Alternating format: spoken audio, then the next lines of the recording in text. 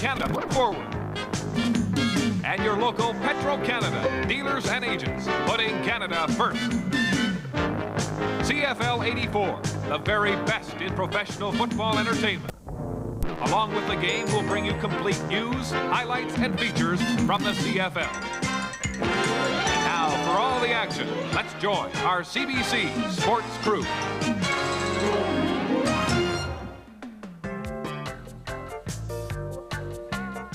Hello, I'm Brian Williams. Welcome to CFL 84. Today, the BC Lions and the Concordes from Montreal's Olympic Stadium. Big game for the Lions as they try to move into sole possession of first place in the West. They are currently tied with Winnipeg. BC with a game in hand. Bombers, by the way, home tonight to Dieter Brock and the Ticats. Hey, Calgary's on the move with the win last night over the Ottawa Rough Riders. As we look at the Eastern standings, the Rough Riders lost to Calgary. Means Montreal today looking to move into sole possession of second place. And right now, from the Olympic Stadium in Montreal, here's Don Whitman.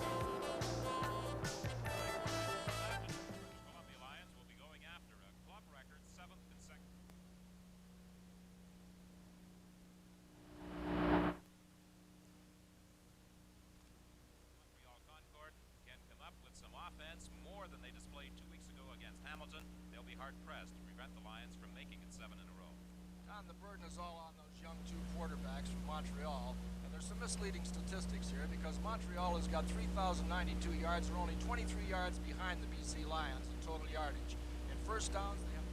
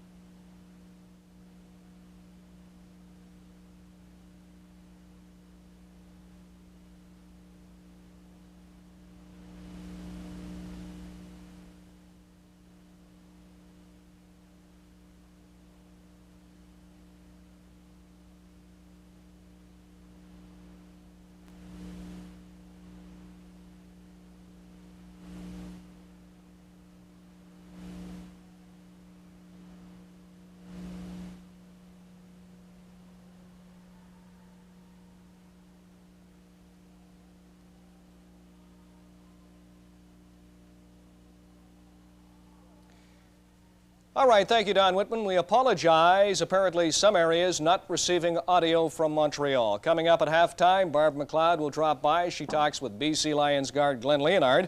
I'll take a look at first half highlights, bring you up to date from this week in the CFL, including the Stampeders' come-from-behind win last night at McMahon Stadium. The opening kickoff is up next as CFL 84 continues from the Olympic Stadium in Montreal.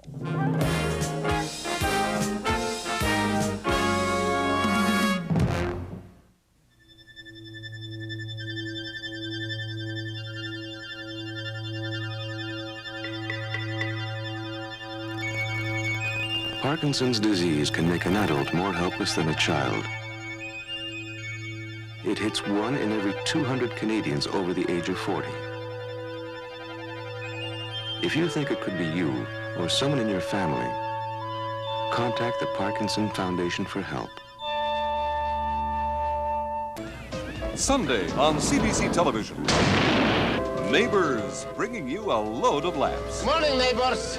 The people next door are kind of strange. Giddy-up. But it looks like they're here to stay. R.H. Thompson and Harvey Atkin are neighbors. What do you want? Living side by side in a comedy of urban survival. What are you doing? The neighborhood will never be the same. Neighbors, Sunday night on CBC Television.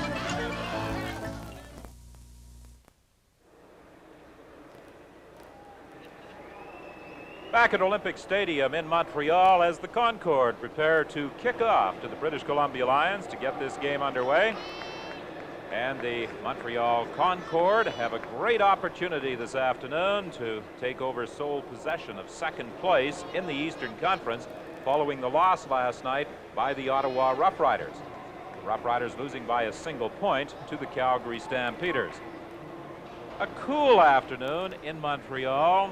Skies are overcast and there is the possibility of some rain before this game concludes. British Columbia Lions, as we mentioned, looking for a club record 7th consecutive victory. The two teams met on July 28th at the stadium at BC Place, and British Columbia won that game by a score of 22-7. The Concord come into this game after a 2-week layoff, and they also have 2 games in hand on the Ottawa Rough Riders. So this is a big game for Joe Galat and company. Every time they can win right now, it gets them closer to getting that playoff spot, and really that's what it's all about. So, you know, the opportunity is there. It's up to them. David Tolaumu takes the ball at the 20-yard line, and he returns the kickoff to the 31. A kickoff of 48 yards by Jerry McGrath, and a return of 14 by Tolaumu, and John Pointer was downfield to make the tackle. Tolaumu, because his sweater was stolen, will be wearing number 25 this afternoon. The receiving corps with Ned Armour in there in place of Sandusky, who is on the reserve list, and the offensive line. And at halftime, we might point out that Glenn Leonhard, who is playing that guard spot, will be featured at halftime. The pass intended for Mervyn Fernandez. It was deflected, and it will be 2nd and 10 for the Lions. They're starting out right away, Don, trying to get the ball to Fernandez, and we saw what he did last year against these same Concord. There were 3 touchdown passes thrown to him, and I don't think he was touched one time by a defensive back. He caught them clean and ran for touchdowns. John Pointer, the new addition at that linebacking position. Pointer, of course, previously has played in the CFL with Edmonton, Toronto, and Winnipeg. Penalty flag on the play. Fernandez, I'm sure, was offside. They hit on the far side of the field as Pankratz takes the pass and is belted by Harry Skipper, and Pankratz felt that one as he is very slow in getting to his feet on the far side of the field. But I believe over on the opposite side of the field, Mervyn Fernandez jumped offside.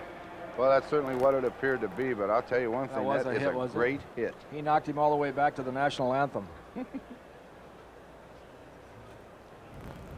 Referee Lorne Woods sorting things out, and because Pankratz almost got the first down, the Concord will take the penalty. BC 24, 2nd down repeated.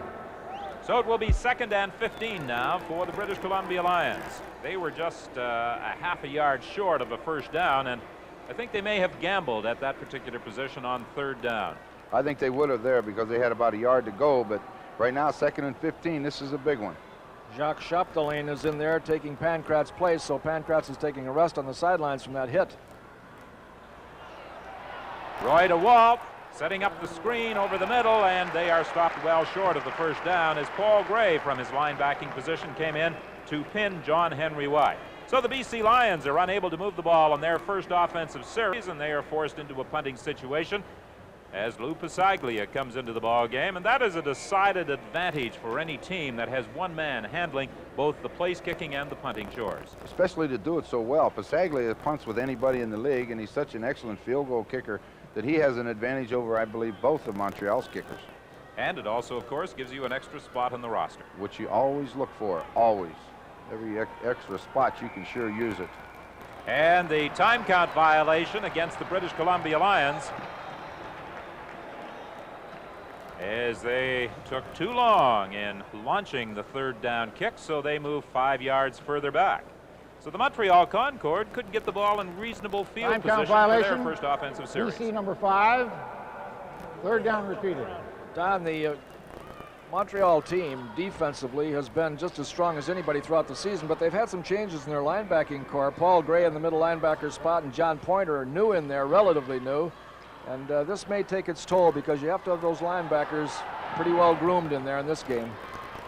Zaglia did a good job of fielding that low snap. Preston Young on the punt return to the 47-yard line. That was a 40-yard kick by Lou Pasaglia, a run back of 9 yards, and Ron Robinson, the ex-Concord, was downfield to make the tackle. Denny Ferdinand back in the lineup for the Montreal Concord, number 34, after sitting out the last game. Turner Gill, the starting quarterback. They have Terry Lyman back there in the backfield, along with Dwayne Wilson. Bailey has moved from a wide receiver position to a slot back post. The rollout action, Turner Gill throwing complete for a first down to Bailey. And that takes the Concorde to the 47-yard line, and he was stopped there by Larry Crawford. And this is what Joe Galat told us Montreal would do, that rollout action with Turner Gill. Well, he said they had to get the ball to their inside receivers, Bailey and Iraqi. Plus, he has to see the quarterback run with the football. They got the 2 import running backs in there, and they're going to try to run this football on BC. I think because of the pressure that the Lions will exert on them throughout the afternoon. 1st and 10 from the 47. They try and go inside with Terry Lyman, and he ran right into Glenn Jackson at the line of scrimmage. Boy, that Glenn Jackson will hit you. We've seen him throughout the years just play some tremendous ball for the BC Lions.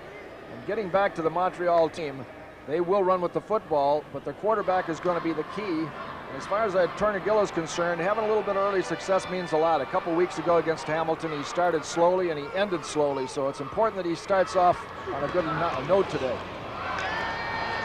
Throwing over the middle, Naraki has the first down inside the 35-yard line. And as you said, Leo, it's important as far as the fortunes of the Concorde are concerned that their young quarterback, Turner Gill, gets off to a good start. And by completing 2 passes, that has to be a confidence builder. Well, one thing, Ron, that Coach Galat was telling us before the game as we see Turner go back here and set up, get the ball in there with a lot of authority, is that he can't get him to run with the football. And he's a great runner, but all of a sudden when he gets to be a professional quarterback, he thinks he has to throw it all the time. There's another completion. And it is Todd Brown making the catch on the far side of the field in front of Mal Bird. Brown a little disappointed with himself. He thought that he should have been able to pick up more yardage as he has a gain of 6. It will be 2nd and 4. That's an excellent defensive play by Bird, and when Brown caught that football, he tried to spin real quick to the outside, and a lot of times you can get around that corner like that, but Bird got a good hold of it. Well, the Montreal Concorde have certainly had a number of injuries this year, particularly in the receiving corps. Todd Brown suffered a fractured cheekbone in training camp. Turner Gill gets away from the pressure. The pass incomplete. He was looking for Nick Araki, and Tyrone Cruz was defending and knocked it down. So it will be 3rd down, Montreal, and Don Sweet will come in to attempt the field goal.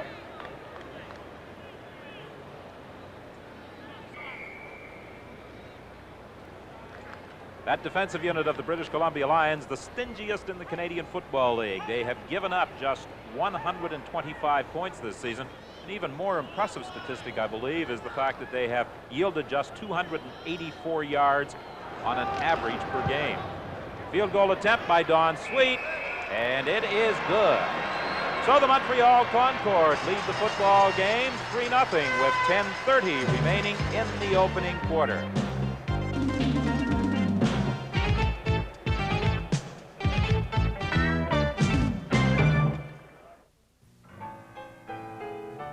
Don't just think about it. Do it, do it, do it. Do it with a friend you both can bend. Do it for your muscles, it'll make them hustle. Do it for your feet, it's kind of neat. Do it with some action, participation. Don't just think about it. Do it, do it, do it. Participation. Get with the action. Do it, do it, do it. Well, certainly a contrast to the last time the teams met, when the British Columbia Lions dominated play in the first half and went on to that 22-7 win. That game took place July 28th at BC Place Stadium.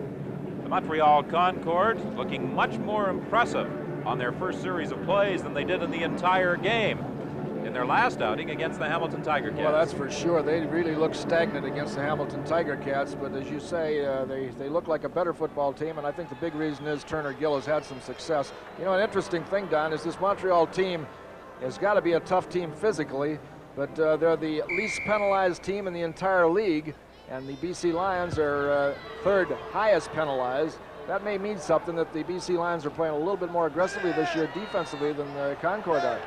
Darnell Clash trying to get outside, and he is brought down at the 40-yard line by Paul Gray. Darnell Clash has that great speed, and he had a punt return for a touchdown a week ago against the Hamilton Tiger Cats. So the BC Lions will scrimmage 1st and 10, the ball at their own 40-yard line. Roy DeWalt's in there at quarterback, Ron. How about his hands? Has he got some pretty good hands? Oh, They're huge. He says he lifts a basketball, he can palm it with 2 fingers. So you know he's got some pretty big and strong hands. That really helps on a bad day to be able to get that kind of a hold on the football. Sideline pattern, Robinson, he's hit almost immediately after a pickup of 3. Well, Montreal sits in that zone. They're going to give you this pattern. It's only like a 3-yard gain. And when he goes out in the flat, if that ball's thrown high like that, he's going to get another hit from Skipper like Pankratz got. 2nd and 7 for the British Columbia Lions. Roy DeWalt directing the attack. For some reason, some fans in British Columbia still have not really accepted Roy DeWalt. I fail to understand that one, as he has had some outstanding games. DeWalt's in a little trouble here, gets away, sidelines, incomplete. DeWalt was under pressure that time, and that's something that the Montreal Concorde felt they would have to do, is put some pressure on Roy DeWalt. Well, they got it from their defensive ends, Rocky and Armstrong. They put the pressure on him, and if they're going to stop him, he wants the big play. They're a big play offense. They look for those long passes to Fernandez. You can't give him time to do that, and when you put the heat on him, he can't do it. 9 minutes and 22 seconds remaining in this opening quarter. 3-0 the score in favor of the Montreal Concorde. Bailey and Young are back for this 3rd down kick by Lou Pasaglia. Preston Young at the 32-yard line, and he is brought down there by 3 BC Lions. Kevin Konar was there, so was Rick Klassen. And that's where the Concorde will scrimmage under the direction of Turner Gill. They lead the ball game by a score of 3-0. And the Montreal Concorde, as there is a penalty flag on the play, attempt to break out of a tie for 2nd place with the Ottawa Roughriders. And the penalty flag appears to be a holding call against Montreal. That takes them back to the 15. Well, as you were alluding to before, Ron, Joe Galat said... First down. First down there. Joe Galat said that he was going to run the football a lot against these BC Lions. Now, they ran it once and were stopped for no gain. They've got to stay in there and run it consistently and set a pattern. We'll see if they're going to do that or whether they go to the air immediately. Dwayne Wilson, the 2nd leading rusher in the CFL, inside. He picks up just a couple of yards and then is driven back by Ron Churkas, so it will be a 2nd and 8 situation. Gill has hit on 3 of his first 4 pass attempts. I refer to the fact that Dwayne Wilson is 2nd in CFL rushing, but he's a long way behind. As a matter of fact, almost 400 yards behind the leader, Willard Reeves of the Winnipeg Blue Bombers. Turner Gill in trouble. He loses the football. And the BC Lions have recovered. That's just an outstanding play by Kevin Konar. That's an outstanding play by the linebacker, and he gets in there and causes them some trouble. He comes sneaking up there right at the end, and what a defensive play that he made. So the BC Lions will have it 1st and goal from the 5 when we return. In just 2 years since its introduction, this compact pickup has leapt ahead of all its competitors, overtaken the imports, overtaken the domestics. Ford Ranger, now #1 in compact pickups.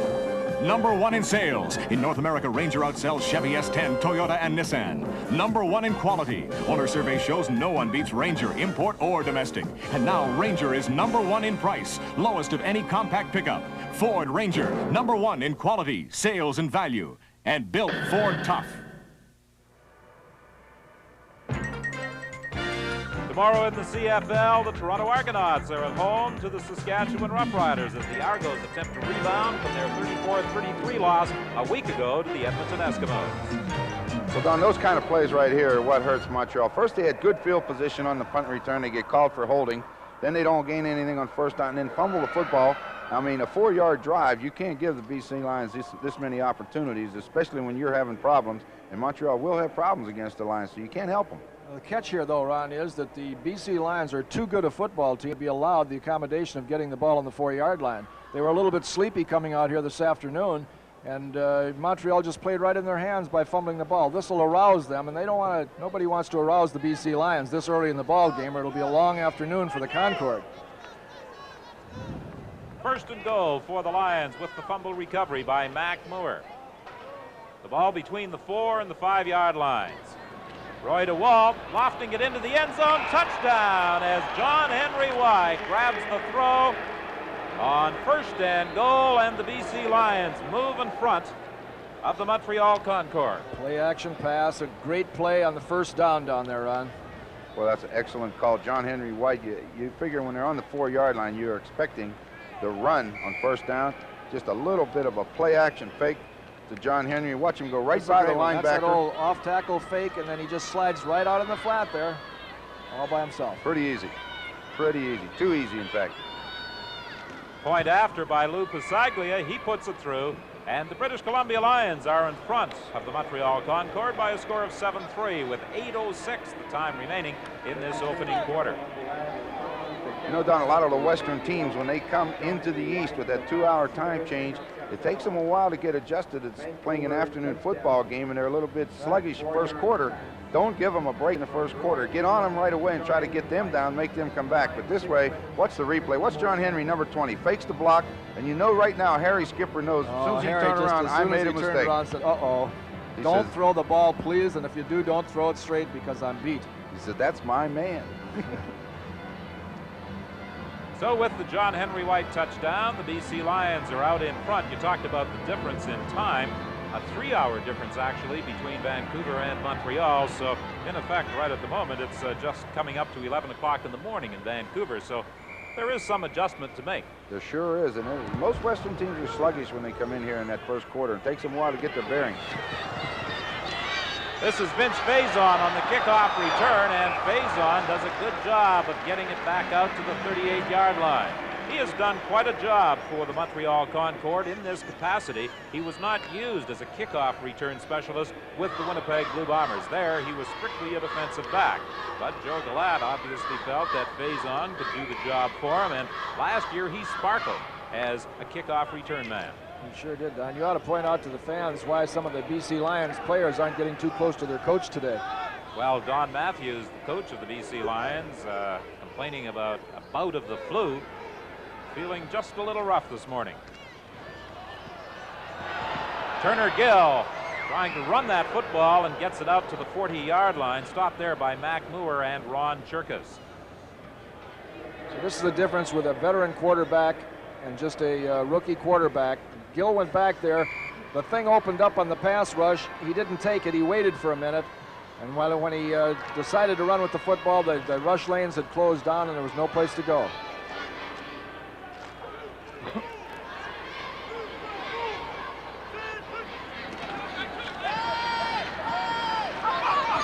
Gill throwing deep, intended for Harold Bailey, incomplete. And it will be 3rd and 8. Pretty good man coverage on the play, but he should have caught the football. He got up in the air and he was underneath the defensive back. He just didn't get high enough, went off his fingertips, and that would have been a big play for him. They've got to get the offense started because the longer it goes, the stronger the BC Lion defense is going to be. And they certainly cannot afford turnovers, such as they just presented the Lions at their own 4-yard line. And they better not give either one of these guys back here a little daylight either. Darnell Clash with the ball. And Clash does a good job of bringing it back out to the 40-yard line after a 44-yard kick by Jerry McGrath, and he's brought down by Frank Cossack, a 14-yard return.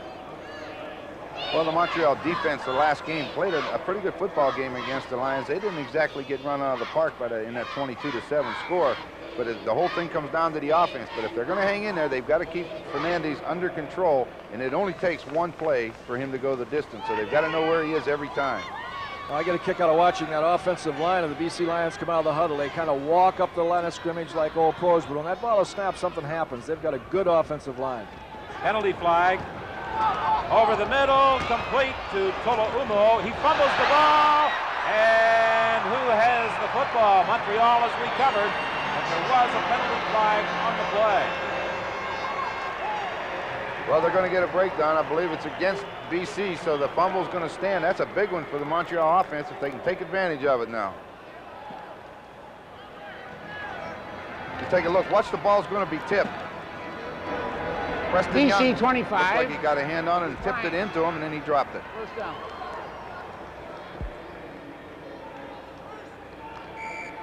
Well, for a pass receiver catching that ball downfield, when you catch it and you're looking downfield at the defenders, it's one thing. But when you make a spin and try to evade people, you've got to make sure that you hold on to that ball, because when you spin, you lose control of where the people are. And that guy just drove his helmet right into the ball, and the ball was gone. First and 10 now for the Concord. Turner Gill with that rollout action, throwing over the middle. It's kicked off. Mel Bird with the football, looking for some blocking help, and very quickly the BC Lions get the ball back inside the 45 of Montreal. That was just a very poorly thrown football by Turner Gill. He gets outside with it, and they had a safety blitz on. If you watch, I don't know if you'll see Larry Crawford coming from the back, but that's a blitz. That's definitely man-to-man coverage, but it's just poorly thrown. There's nobody real close to it. Bird steps in, so the turnover goes the other way, and they gain field position. He had awfully poor throwing action on that too, Ron, as he threw the ball. He wasn't set, and he was throwing off the wrong foot, and he made all the mistakes, and the end result was an interception. Sideline pattern now to Tolo Umo, and he is bounced out of bounds. He will be very close to a first down. Ken Shanconi forced him out. Melvin Bird, who made that interception return, had a 115-yard interception return against the Ottawa Roughriders back on August the 11th, the longest of the year in the CFL. He sure did. He was in the clear at about the 20-yard line and just coasted down the sideline. Well, it's nice to have a guy like Bird and Clash both back there, and Larry Crawford. They can all catch that thing intercepted and go the distance if you give them a little bit of distance. Draw play with Tolohumo, caught by Ken Shanconi after a pickup of 2. On the previous pass, Tolohumo had picked up the first down, and they rule this time that he is downed at the 28-yard line, so it will be a pickup of 4, make it 2nd and 6. What they want on this draw is to follow John Henry White, but he couldn't get in there, so he bounced it outside. Scott was waiting on him inside, so he tried to go outside, and Shanconi was out there waiting on him. It's like a lead draw where you follow the other back. Right. You're right. I thought it was a good play on DeWald after throwing the ball to Tolohumo and letting him fumble it to come right back to him. There's a touchdown. They made it look easy. Into the end zone, Ned Armour grabbing the throw as he was in the clear, and Roy DeWalt laid it up there perfectly. And DeWalt looks great, Don, and the point that I was making gives you the difference between a rookie and a veteran quarterback. He threw the ball to Tolohumo down the field. He fumbled the football. He came right back the first down after the interception and did the same thing, got the ball to him, he caught the ball. Now he's throwing the ball in there with a lot of poise, touchdown. Ball went in there like it had eyes. Jones just couldn't get there. Phil Jones, the safety, the ball's just out of his reach. The ball was perfectly thrown, easy 6. So very quickly after putting the first points on the board, the Montreal Concord find themselves in a hole as the point after goes through the uprights from the toe of Lou Pasaglia. And with 4:33 remaining in the opening quarter, it's now 14-3. We'll be back with the BC kickoff right after this. To my friends, a thank you song for being kind to me. To my friends, a thank you song for being kind to me. This was for all of those who ever wonder if your United Way gift is really appreciated.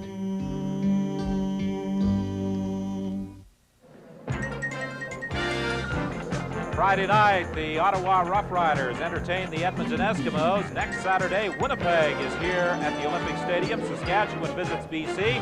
Sunday, Calgary is in Hamilton.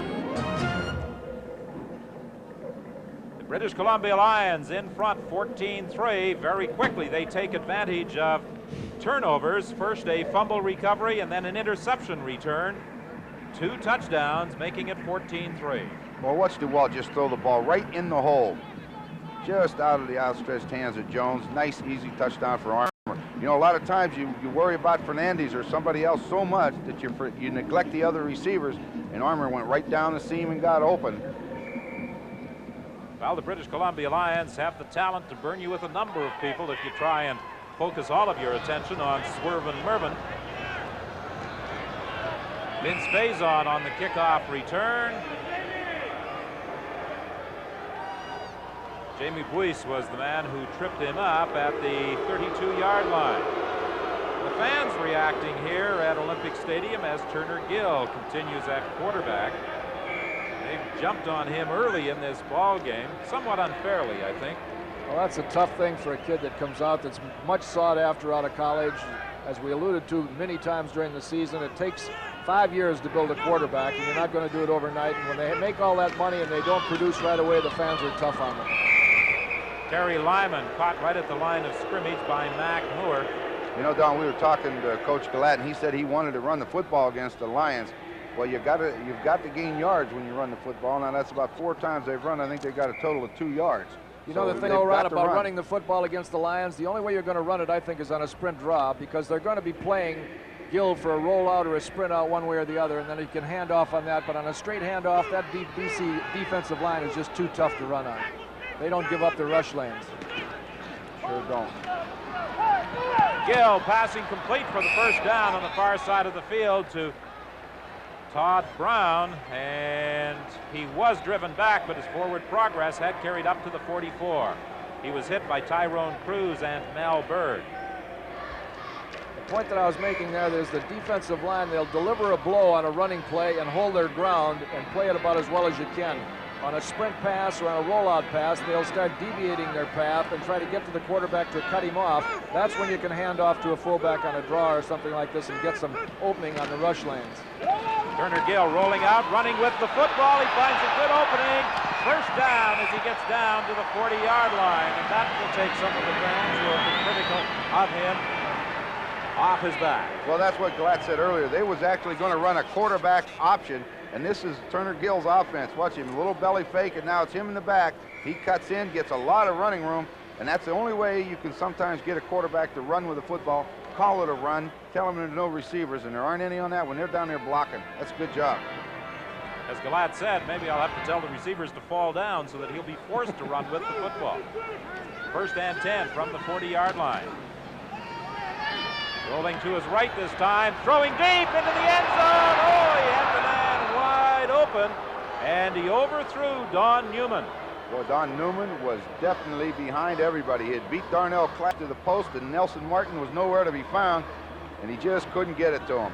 There's also a penalty flag on the play. It appears to be a rough play call against the BC Lions. Well, that'll make him feel a little bit better. Unnecessary roughness, BC 28, first down. Larry Crawford guilty of the rough play call. That makes it a first down at the 25-yard line. Lorne Woods is the man in charge of the officials this afternoon, refereeing this ball game. We have 2 minutes and 8 seconds remaining in this opening quarter.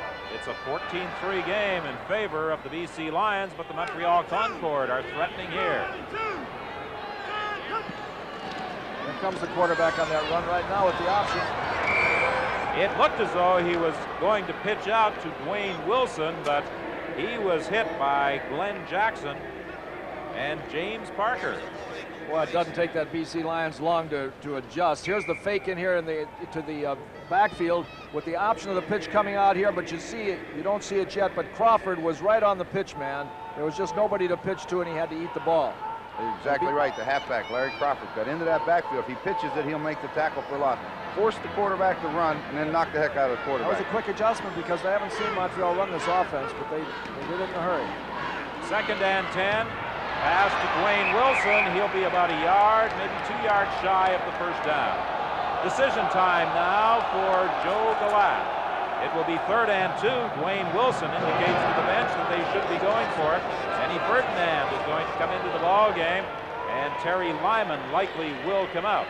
Well, it's at this stage of the ball game, they've got plenty of time left to get back in the game. They've got 2.5 yards to go for a first down. Joe Galat definitely should kick the field goal. He's being dictated by the crowd, Ron. Yeah, full house backfield with Harold Bailey coming out of the ball game with Denny Ferdinand in. You got 2 yards to go. That's tough. Turner Gill gets the first down as he scurries to the 10-yard line. Well, he made it look easy. He made the fake and then followed the back. Cut well inside. That play is designed to go outside, but I'll tell you one thing. He took what he saw and cut right up inside. Watch the quick fake. Well, he's done this so much in college where he looks to the inside and sees that opening and gets it. But it's still, regardless of the effects of the play, regardless of getting the first down, take the 3 points when you can get it, especially in the first quarter. Well, that was a case of Denny Ferdinand throwing the block on James Parker that opened that hole for quarterback Turner Gill. That's what did it. There's no doubt about that. Turner Gill had some difficulty in the exchange from center, throwing into the end zone for Todd Brown, incomplete. There's also a penalty flag on the play. I'm certain it will be a procedure call against the Montreal Concord. Oh, I think so. Everybody was gone but the center. He still had the ball in his hands. Everybody wanted to be in the play, and the center said, we haven't snapped the ball yet. You got to come back here, but it's too late.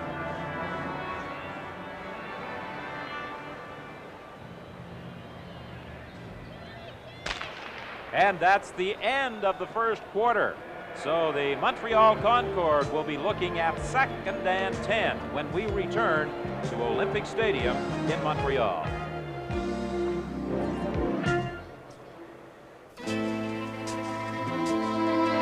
I work the CP railway line. I go where the steel rail guides me.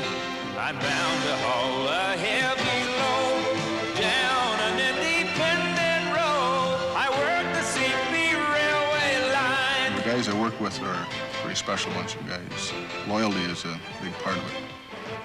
Railroaders on the whole, it's their life. Once it gets into your blood, it's pretty hard to shake it. It's the people that make the railway. They're fantastic. You talk to anybody, especially the enginemen and the trainmen. They're very dedicated. It's just railway all the way. I work the CP railway line. If you want to get right down to it, it is a family, and we pull together. It's a team. Something this big has to be a team. A wonderful life. It is full of excitement all the time. I would have done it all over again. I wouldn't take any pay. A CP railway man is more than an operator of a railway. He's more than a businessman. He's part of the community, and he's proud of it. Yeah, there seems to be that dialogue between the man on the ground and what management's doing. It's a people-oriented company.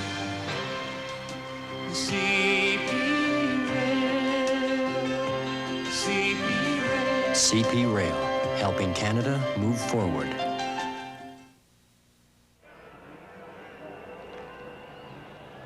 Well, to use the old phrase, statistics are for losers. The Montreal Concord have the better stats, but the British Columbia Lions lead by 14-3. It's 2nd and 10 from the 11-yard line. Turner Gill rolling out again. He'll run the ball. He may get into the end zone. He'll score.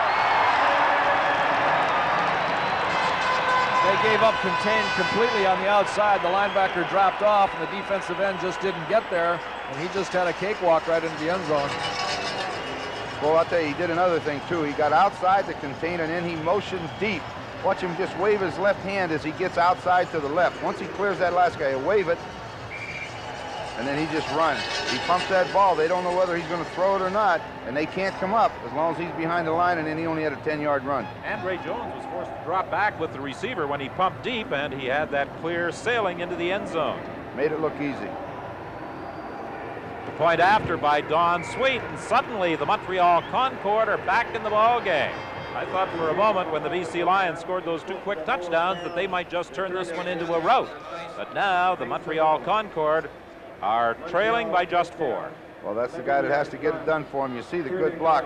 He gets outside of Parker, fakes it once, and then just jogs into the end zone.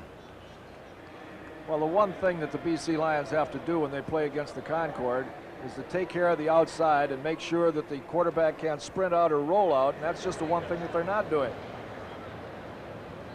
Because he's not going to drop back and kill you. He doesn't have the experience to read the defenses that well. And they're not going to kill you with the running game on the inside. So the one thing they've got to stop is the outside rolls, let that quarterback get outside of contain. Don Matthews looking at this ball game as perhaps a stepping stone to first place in the Western Conference. It appears as though it will come down to a showdown with Winnipeg on the 27th of October, the final home game for the BC Lions. They would also like to maintain that 1-game advantage over Winnipeg heading into that game. Darnell Clash from the 5-yard line on this kickoff return.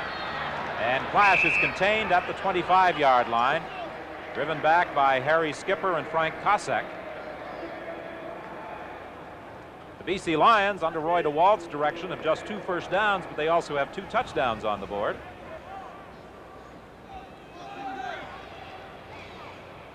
We're just underway in the second quarter. 14-10 is the score in favor of British Columbia.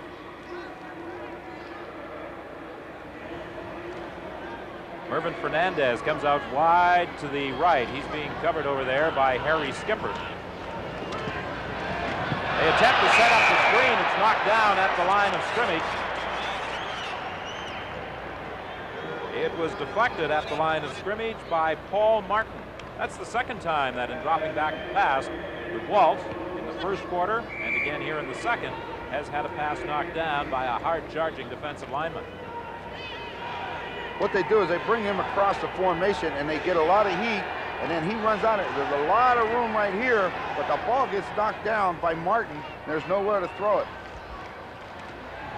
Back to the live action. Front Pointer makes the hit. The ball is fumbled, recovered by the BC Lions. Oh boy, that was a real break for the BC Lions because Pointer was in there on top of the football and didn't stay on it. The ball was kicked away from him and the BC Lions got it back. Al Wilson, the center, dropped back to recover. Watch the hit off Pointer from the blind side, and that pops the ball away from Roy DeWalt, and it was almost picked up by Martin, but getting back, Al Wilson to cover up a big break there for the BC Lions. On third down now, they are kicking from the goal area, but that could have been a Montreal first down just outside the 10.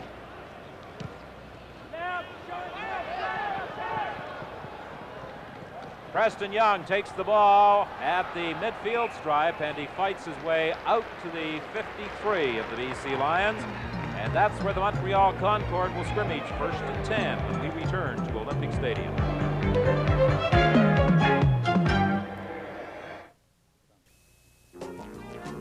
Sunday, September 23rd, 1984, the Terry Fox Run. The Terry Fox Run, Sunday, September 23rd. Run, walk, jog, sponsor, organize, volunteer to help, Sunday, September 23rd. Terry did his part. Now won't you do yours? Get involved, Sunday, September 23rd, 1984.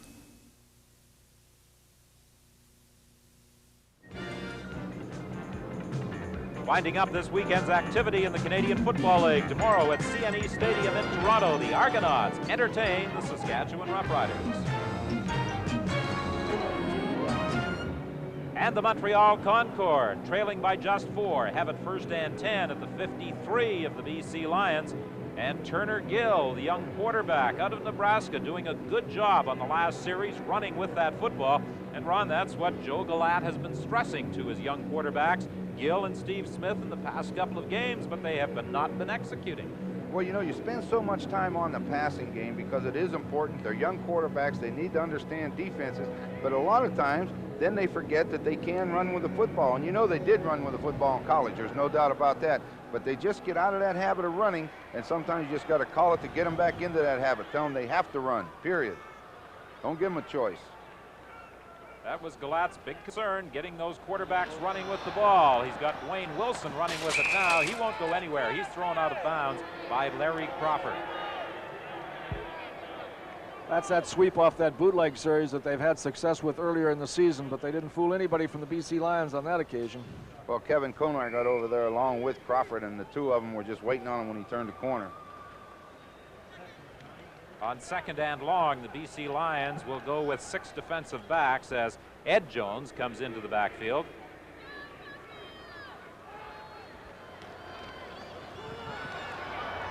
Over the middle, should be a first down depending on where they mark it. The catch made by Harold Bailey.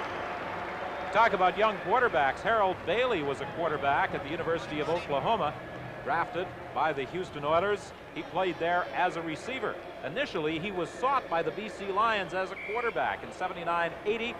When Bobby Ackles, the general manager, was looking for a quarterback, he was negotiating with both Roy DeWalt and with Bailey. Oklahoma State product Bailey chose instead to go to the NFL, and Roy DeWalt wound up as the BC quarterback. A first and 10 situation from the 43. Denny Ferdinand picks up a couple of yards as he is in there in place of Terry Lyman. Boy, they're tough from tackle to tackle.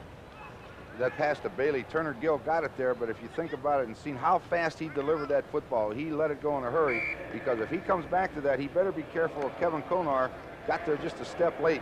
And you're throwing back against the flow, that linebacker will get underneath that hook, but he threw it so quick he couldn't get there that time. Just be careful with it. 2nd and 8 for the Montreal Concorde from the 40-yard line.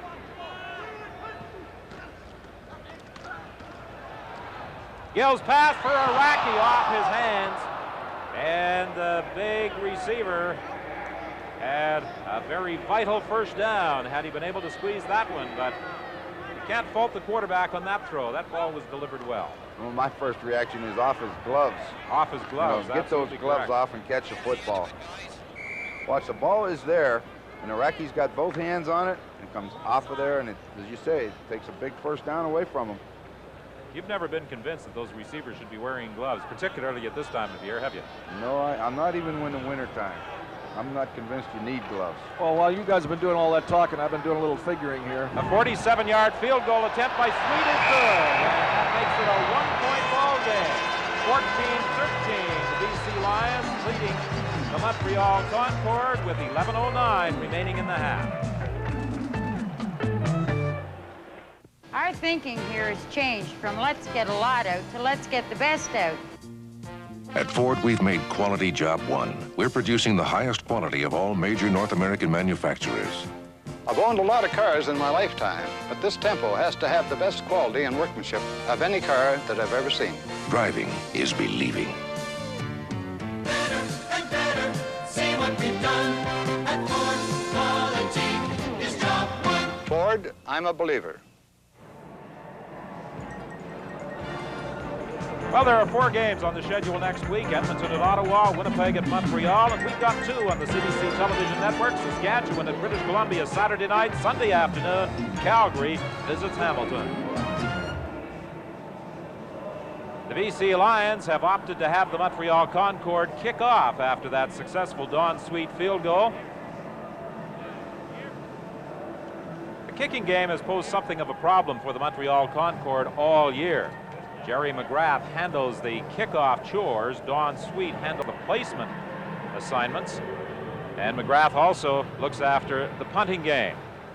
This is one area that the Concorde would like to improve.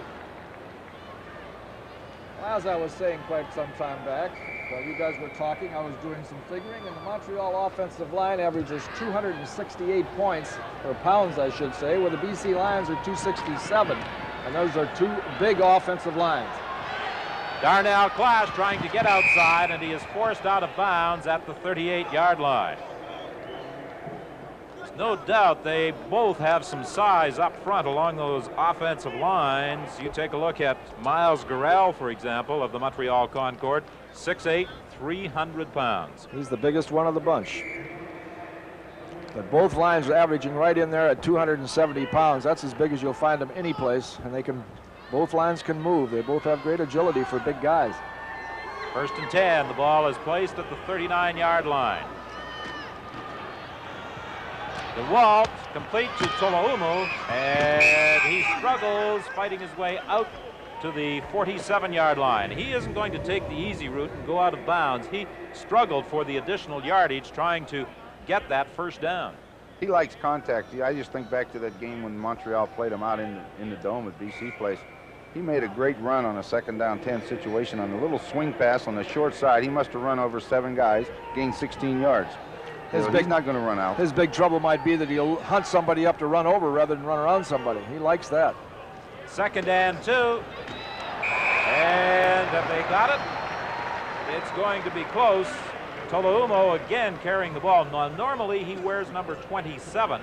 However, his jersey was stolen from the BC Lion dressing room, so as a result, he had to wear number 25 for this afternoon's game. It may be close enough for a measurement.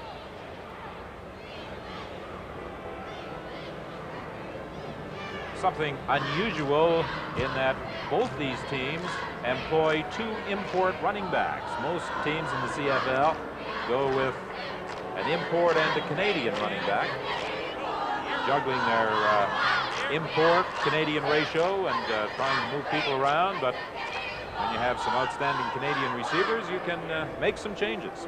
They put their number 1 quarterback sneaker in, the BC Lions. Tim Cowan at quarterback. That's something Cowan does very well.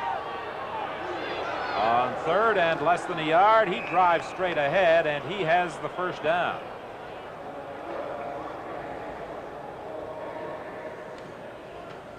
He had to get close to that 50-yard line, and I think they'll mark the ball close enough to give him the first down, although perhaps we've called this one somewhat prematurely, as they are calling for a measurement. And let's see where they do place this football. Oh, mackerel, he didn't get anywhere near it. He may not have made it. The placement of the football is vital here, and I don't think, no, he did not make it. Well, initially it looked as though his forward progress had carried up close to the 50-yard line, but the Montreal Concordes, as Al Wilson attempts to argue the point.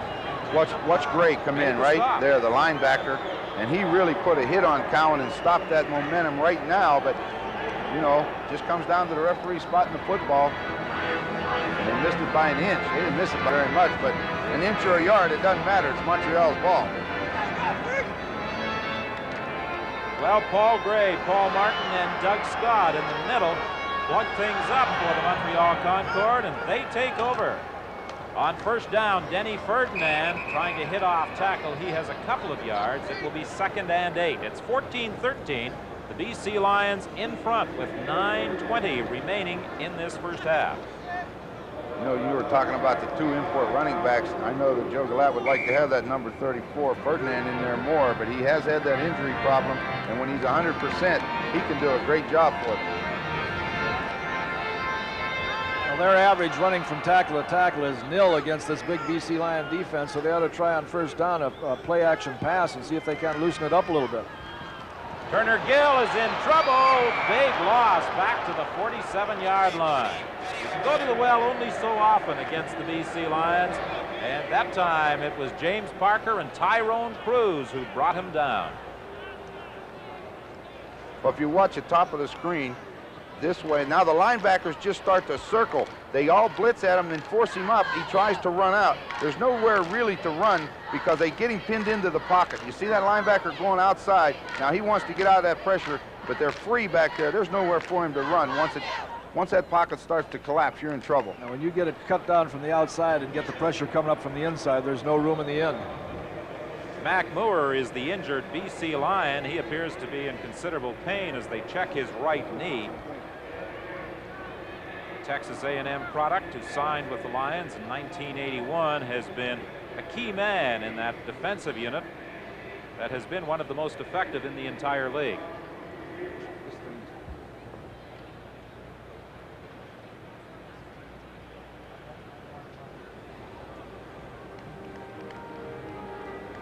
(14-13) is the score. Statistically, as you take a look at the top passers in the CFL, Dieter Brock, in terms of yardage, leads the way. Tom Clements of Winnipeg is in 3rd spot with Roy DeWalt 2nd. But Clements has the best percentage, completing better than 65% of his passes. Dieter Brock of the Hamilton Tiger Cats has completed 58% of his passes, but Brock this year has had 18 passes picked off. Turnover will get you. Fumbles, interceptions, and like losing the ball on downs is even a turnover. You don't want to do that too often. 3rd down punt by McGrath.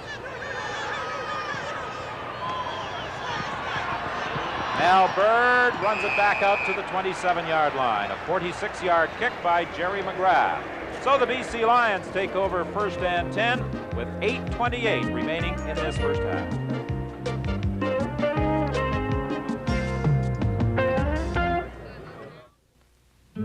$814 million people in the world today cannot read or write. In developing countries, illiteracy can mean a life with little hope of advancement. A Canadian voluntary organization providing books and educational supplies to people in developing countries needs your donation. Give the priceless gift of reading and writing that will be passed down through generations. Send your donation today or write for more information to the Overseas Book Center, Development Through Education.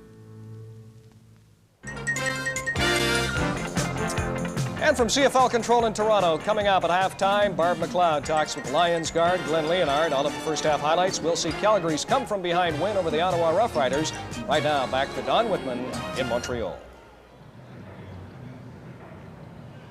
First and 10 for the BC Lions at the 27-yard line. They quickly jumped in front 14-3, but Montreal came back with a touchdown and a field goal. Well, they're in the ball game. You know, they did come back. They got down 14-3, and you know, a lot of times when you're a young team or you got the team like BC, they're the kind of team when they get you down, they kick you. But the Concordes have come back, and they really have a pretty good control of this football game. They've got more control than BC does right now. DeWald on first down, throwing to the sidelines. Pancratz, no catch. His foot had stepped across the line. There was no doubt about that, and the official on the sideline called it immediately. That was a great call by the official, because when the ball was on its way, Pancratz did have his foot on the line, and the first thing that hit the ground was out of bounds. It's second and 10 for the Lions. They are at their own 26-yard line. Now Montreal with 6 defensive backs as Preston Young comes into the ball game. Over the middle for Robinson, incomplete. He was cut down by Aaron Hill. Robinson, the ex-Montreal Concorde, who indicated that he wanted to prove something against his former employees. And that time it was Aaron Hill who proved the point, coming in to cut down Robinson on the pass. Well, what they're doing is they're so concerned with Fernandez outside, they're dropping Aaron Hill back to help out, and that opened the seam for Robinson. He should have caught that football. All Hill can do is come back to it after it's in the air. Third and 10 as the Concorde come up strong defensively, forcing the BC Lions into another kicking situation. 7:46 remaining in this first half. Good boot by Lou Pasaglia. It chases Preston Young back to the 30-yard line. He is downed at the 37. A run back of 7 yards after a 53-yard kick by Lou Pasaglia.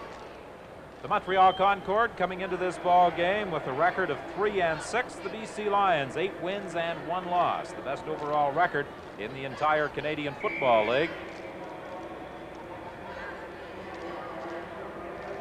Turner Gill, the rookie out of the University of Nebraska, continuing to direct the attack.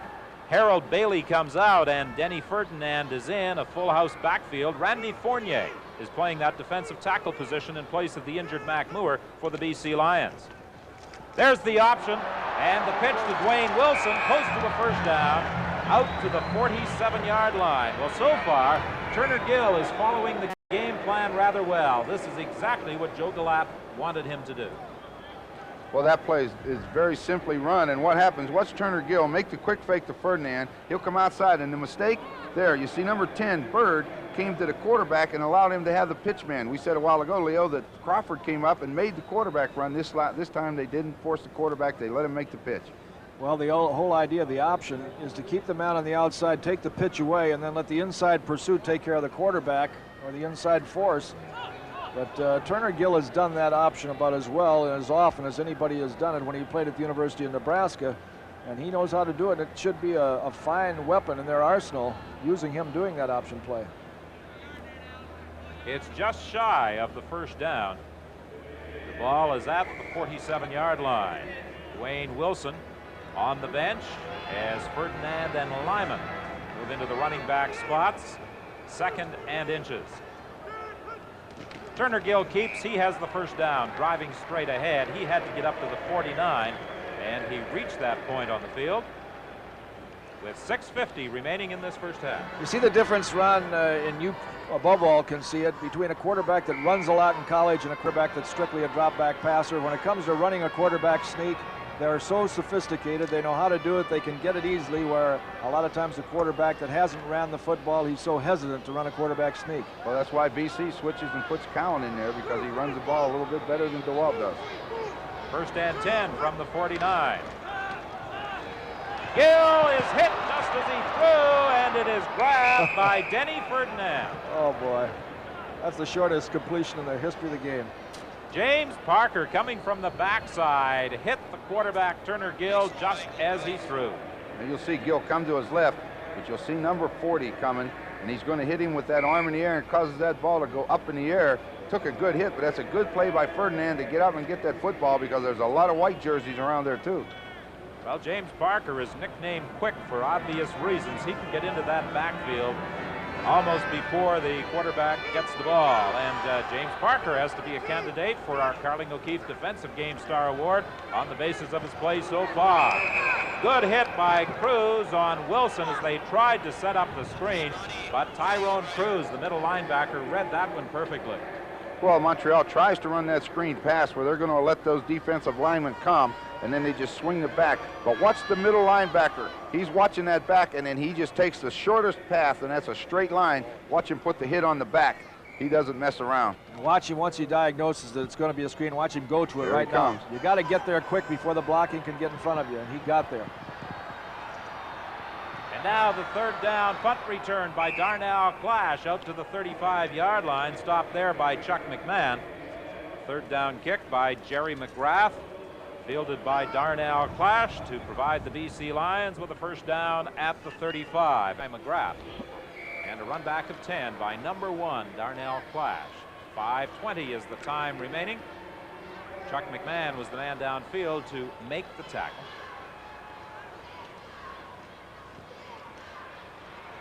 DeWalt running away from the pressure, being chased by Steve Rocky. He has some room on the sidelines and wisely steps out of bounds. He appeared to stumble as he stepped out of bounds, and he is limping coming back. We talked with Roy DeWalt prior to the ball game, and Ron, you indicated to Roy that in some of the games we have seen this year, he did not appear to really push off as well as he should, and he said he is still having problems with that ankle. Well, where I noticed it with him is when he backs out of there to throw, backing up, he doesn't want to put a lot of weight on it, but he runs well with it. He had a lot of room when he came up the middle and showed good speed, but let's see what happens when he goes out of bounds. He tries to get that one more step, and then he stumbles a little bit. Little swing pass to Tolaumo. Oh, he broke a tackle, still on his feet down the sidelines, and is finally stopped at the 27-yard line. Well, you better tackle this guy because he's not going to go down unless you get a good solid crack on him and then get help from somebody else. He's indicated that all year long. When he catches that ball going down the sidelines, you'll see him right here. He steps out toward the sidelines and looks back in, and look at here. 2 people missed tackles right there. He's still on his feet. 2 more missed tackles right there. You know, this guy is a great 100%er with the football under his arm, and that's what Coach Matthews likes about him. He's never down until they stomp on him. A gain of 23. He was finally corralled by Paul Gray. It will be 1st and 10 from the 27-yard line. I'll tell you, there's some pretty good-looking tacklers over there that miss tackles. Skipper normally is a pretty good open field tackler, and he just dropped him like he wasn't even in the ball game. Tolaumo. Paul Gray was injured on the play, so he moves out of that middle linebacking position, and Frank Kosek comes in. Last year, Montreal had Willie Hampton and what's the young man's name that goes to Winnipeg? Delbert Fowler. Delbert Fowler, and both of them are not there any longer, and they've got 2 new linebackers. That makes a difference in the defense. They also had Kurt Garl now with Ottawa. Over the middle, complete to Ned Armour. First down at the 10-yard line. You know, you wonder when you look at the statistics. Montreal has 170 first downs. The BC Lions only 169, and you wonder how the Montreal team can't be making more yardage and how the BC Lions are making so much, as you see DeWalt back here and just put it in there. But they score and they move the ball so effortlessly, Ron. Yeah, that was a good play by the receiver that time. Armour just finally found the open area for the quarterback.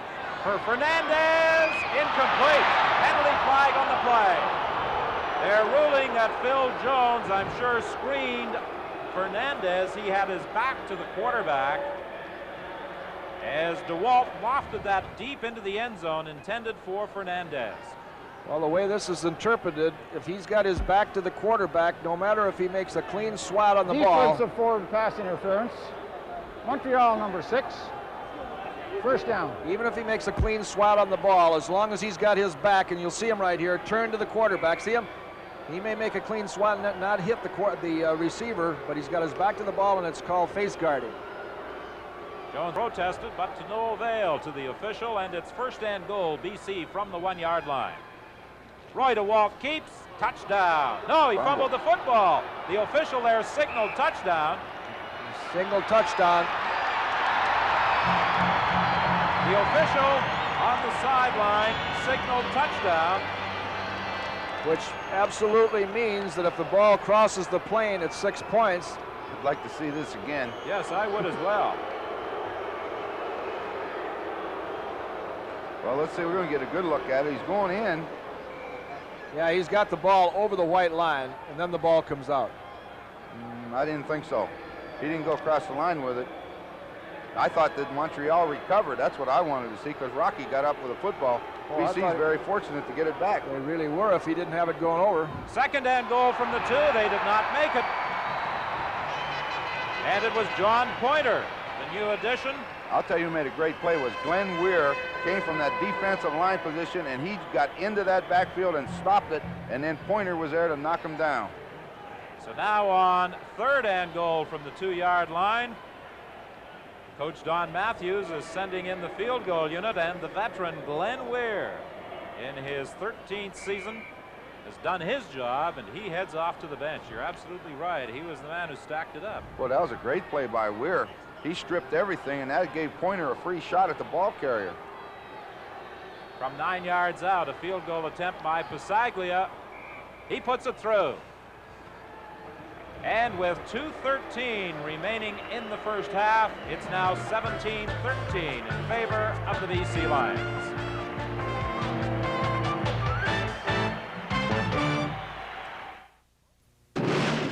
Provincial Friday the 13th bonus draw. All provincial tickets bearing the July 13th draw date are eligible for the regular $500,000 main prizes and subsidiary prizes, plus 13 bonus prizes of $131,313.13 each to be drawn Friday, July 13th.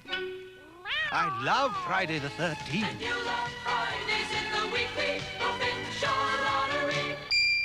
A new season of discovery. New specials with the world's greatest artists. New insights into the issues and events of our world. New programs to entertain you. New discoveries of every kind. Preview a great year ahead on CBC Television. Season of Discovery, September 24th.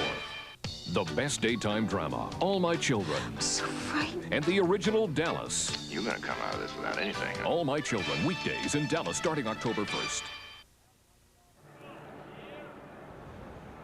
Well, the Montreal Concorde came up with a big goal line stand, forcing the Lions to kick a field goal rather than get the touchdown. It appeared certain they would pick up. Frank Kosek on the kickoff return to the 47-yard line. He was stopped by Randy Fournier. Fournier is playing that defensive tackle position in place of the injured Mac Moore. Frank Kosek does a real good job on the special teams for Montreal. Young man from Toronto, went to school at Waterloo University, but always on hand. Good backup man in there for the linebackers and plays a tough game on the special teams. Newman goes wide to the right. Todd Brown out to the left. First and 10, the ball at the 46. Trying to set up the screen, they do to Terry Lyman, but he gets just a couple of yards. And it was Rick Clausen and James Parker reacting to that one, and defensively the BC Lions seem to be reacting extremely well to any attempts at screening or running inside by Montreal. Well, Randy Fournier came through the way they wanted to, allow him to rush, but Parker smelled a rat right away, and he turned around, and they don't call him quick for nothing. He came back and made the first play. Second and 8. Gill will have to run with this one. He won't get the first down. He is stopped at the midfield stripe. But let's see where they place the ball. Ed Jones came in for the tackle. He's going to be close enough to where they can go for it. He's going to be less than a yard. I believe he may even have it on this one. It looked as though he was downed at the midfield stripe, but they're ruling that he got to the 54 of the BC Lions. The measurement will determine whether or not he does have the first down. It's going to be very close. Just shy of a first down. It's about an inch short of a first down. Give it to him. Well, the Montreal Concorde are going to gamble. Isn't that a gimme? It will be if he gets over that next white stripe. 1:39, the time remaining in the half. Gill keeps. He's got the first down.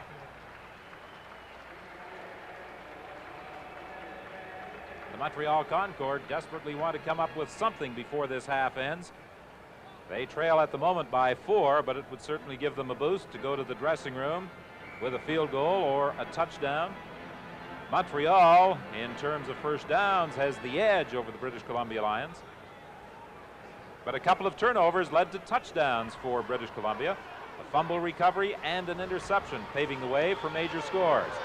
Bailey, he has the ability to throw the ball. Oh, a bad throw. And it is fortunate for the BC Lion, or for the Montreal Concorde, that BC did not pick it off. There's a penalty flag on the play as well. Rough play charged against the BC Lions. Well, that was defensed about as well as you can.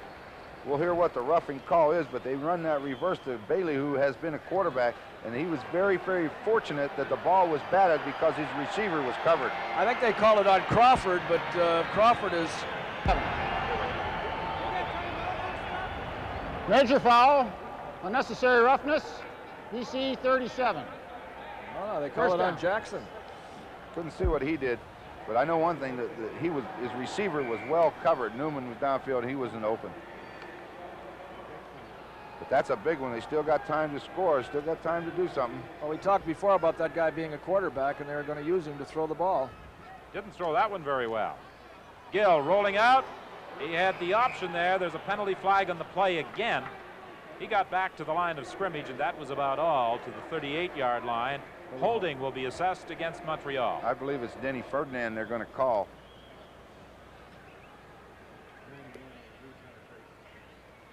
Good penetration on the part of Tyrone Cruz, the middle linebacker.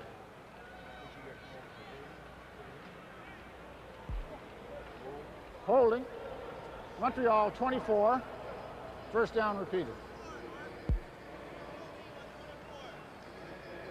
Terry Lyman. Lyman got the fours mixed up. 24, not 34. Terry Lyman guilty of the holding violation. It's now 2nd and 20. Back at the 48-yard line. With 1:06 remaining in the half. Pass is complete to Lyman, but quarterback Gill had to throw that one a lot sooner than he wanted to because of the blitz by safety Nelson Martin. Well, that's what happened. Boy, Turner Gill took a pretty good hit that time. And the reason for it is very simple. They blitzed one more man than they can handle, and number 4 came free on a safety blitz, and he puts a good hit on you at the best of times.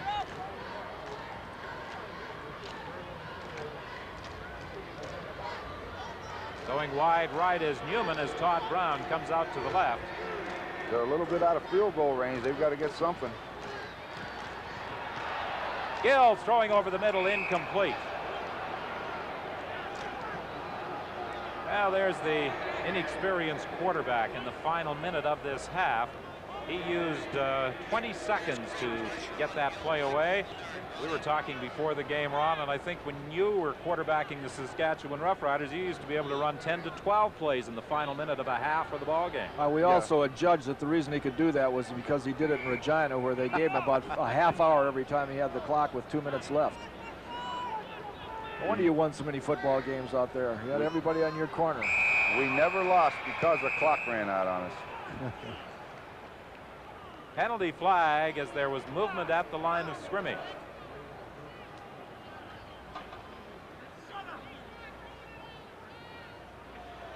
The offside call against the BC Lions.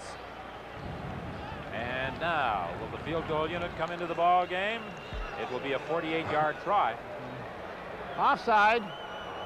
BC 63. Third down repeated. Randy Fournier, who is replacing Mac Moore at that defensive tackle spot, moved. And now the Concorde field, they are within the field goal range of Don Sweet. Well, he made a 47-yarder last time. This one's 48. This is about maximum distance for Don.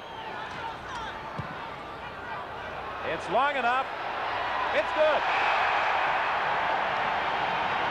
Well, I said a few moments ago that the Montreal Concorde desperately wanted to come out of this final drive with something, and they do. A field goal by Don Sweet, and that should give them a lift as they head to the dressing room with 33 seconds remaining. 17-16 the score.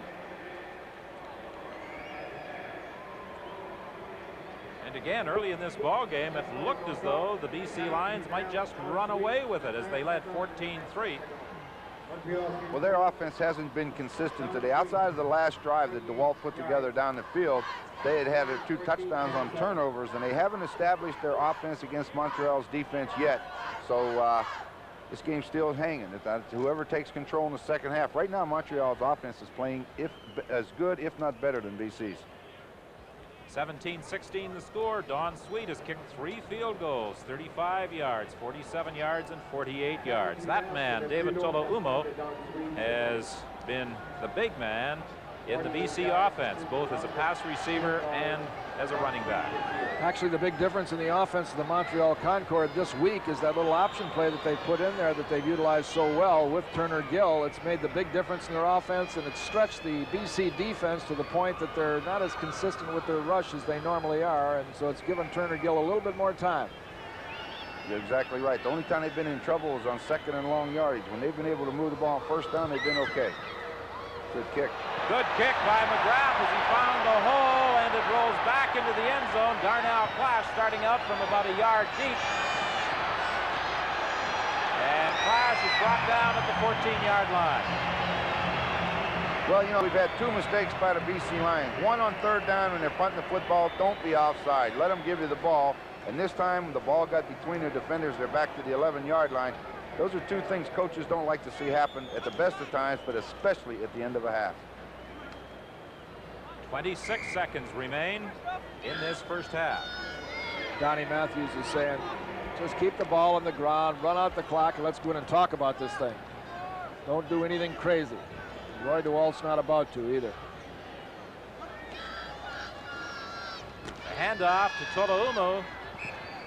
Up to the 19-yard line with 22 seconds remaining. Stopped there by Doug Scott and Sandy Armstrong. You got 22 seconds left. You got 2nd down and 3 or 4 yards to go. Almost 5 yards, it looks like, for the 1st down. You play it safe. Yep. You run with the Game football. timeout. Montreal. The Montreal Concorde calling a timeout. Now, this is the time when Donnie Matthews calls over DeWalt and he says, listen, there's only 22 seconds left on the clock. Run the ball on 2nd down, take as much time as we can, punt the ball, and don't do anything foolish because we can't turn over the ball down here. I disagree with you, Leo. You run the ball on 2nd down, there'll be less than 20 seconds left. You'll stand in the huddle and wait till the clock runs out, take the ball and fall down with it. I mean, either way. Don't punt it. Yeah, don't punt it. Okay, you don't have to punt it then. The point is, though, don't make a mistake on 2nd down, do something foolish. Right. Willard Reeves, after that remarkable performance against the Ottawa Rough Riders, where he ran for 221 yards and earned selection as Rothman's Star of the Week in the CFL for the 3rd time this season, by the way, leading the rushing derby 1,095 yards with Dwayne Wilson of Montreal in 2nd spot. So perhaps Reeves' preseason prediction that he would run for 1,800 yards this season wasn't as far off as some of us suspected earlier in the year. I know I didn't give him much chance at it, but with the number of games he has left, he has to at least have a shot. On 2nd down, and Tolaumo continues to run hard. He is knocked down at the 20-yard line. The ball got away from him, but I believe the officials had ruled that he was down before it popped loose. But he runs hard. Well, he sure does. He really runs hard.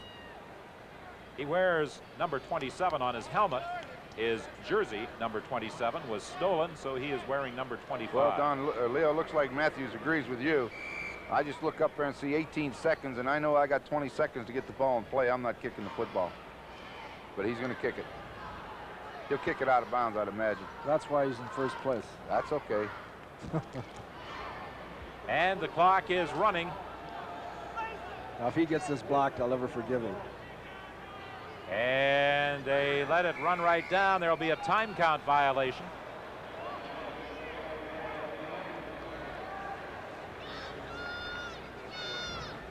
Now they can quarterback sneak it.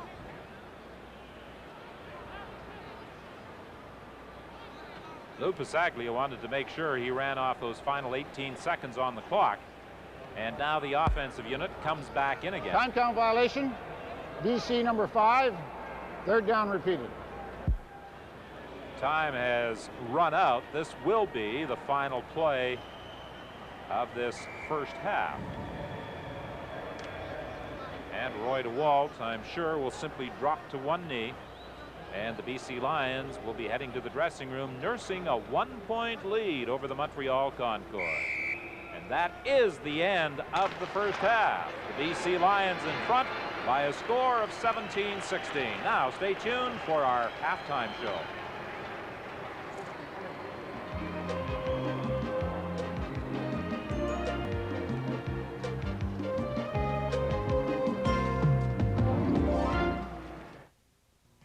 This fall, programs that take you into new territory.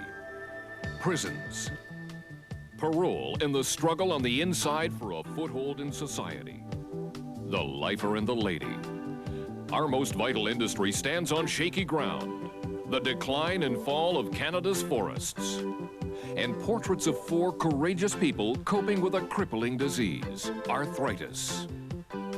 Laden with resources, Canada's high Arctic has always been a mystery. On rock, ice, and oil, some of the fascinating discoveries being made in this remarkable region.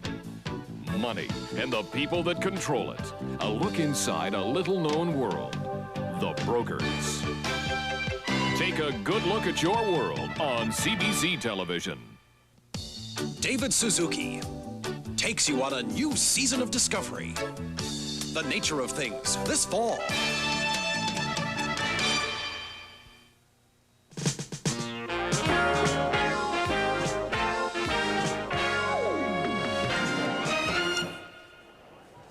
It is halftime. Welcome back, everyone, to CFL Control. A surprisingly close football game and an entertaining football game. The BC Lions leading Montreal by only 1 point, 17-16 at the half. We'll talk with Glenn Leonard. Barb McLeod will in just a minute. We'll have first half highlights. Let's go back to last night. The Ottawa Rough Riders, the Calgary Stampeders, McMahon Stadium in Calgary. We pick it up. There is less than 1 minute to play in the first half. Greg Vavra hands off to Lewis Walker from the University of Utah. It's an 87-yard touchdown for the game. Walker 153 yards, giving him 565 for the season. That is third in the league behind Reeves and Dwayne Wilson. Calgary led 16-3 at the half. Fourth quarter, Watts is scrambling, finds Dave Newman his first catch of the night. Ottawa until then unable to capitalize. In good field position, they trail by 2. Hey, I mentioned scrambling. Here is a textbook example. Also some sloppy tackling by the Stampeders. Watts should have been brought down, finds McKay. That set up a Dean Dorsey field goal, and with 35 seconds to play, Ottawa led 21-20. However, after some wild happenings, take a look at this. From 57 yards, no time remaining, J.T. Hay is good, 23-21. Calgary wins it, a 57-yarder. That is Hay's best ever. For your information, there have been 2 field goals in CFL history kicked from 59 yards, 3 kicked from 58 yards. J.T. Hay with a 57-yarder last night at McMahon Stadium in Calgary. Coming up when we continue, Barb McLeod will talk with Lions guard Glenn Leonard. You're watching CFL 84 from our control center here in Toronto.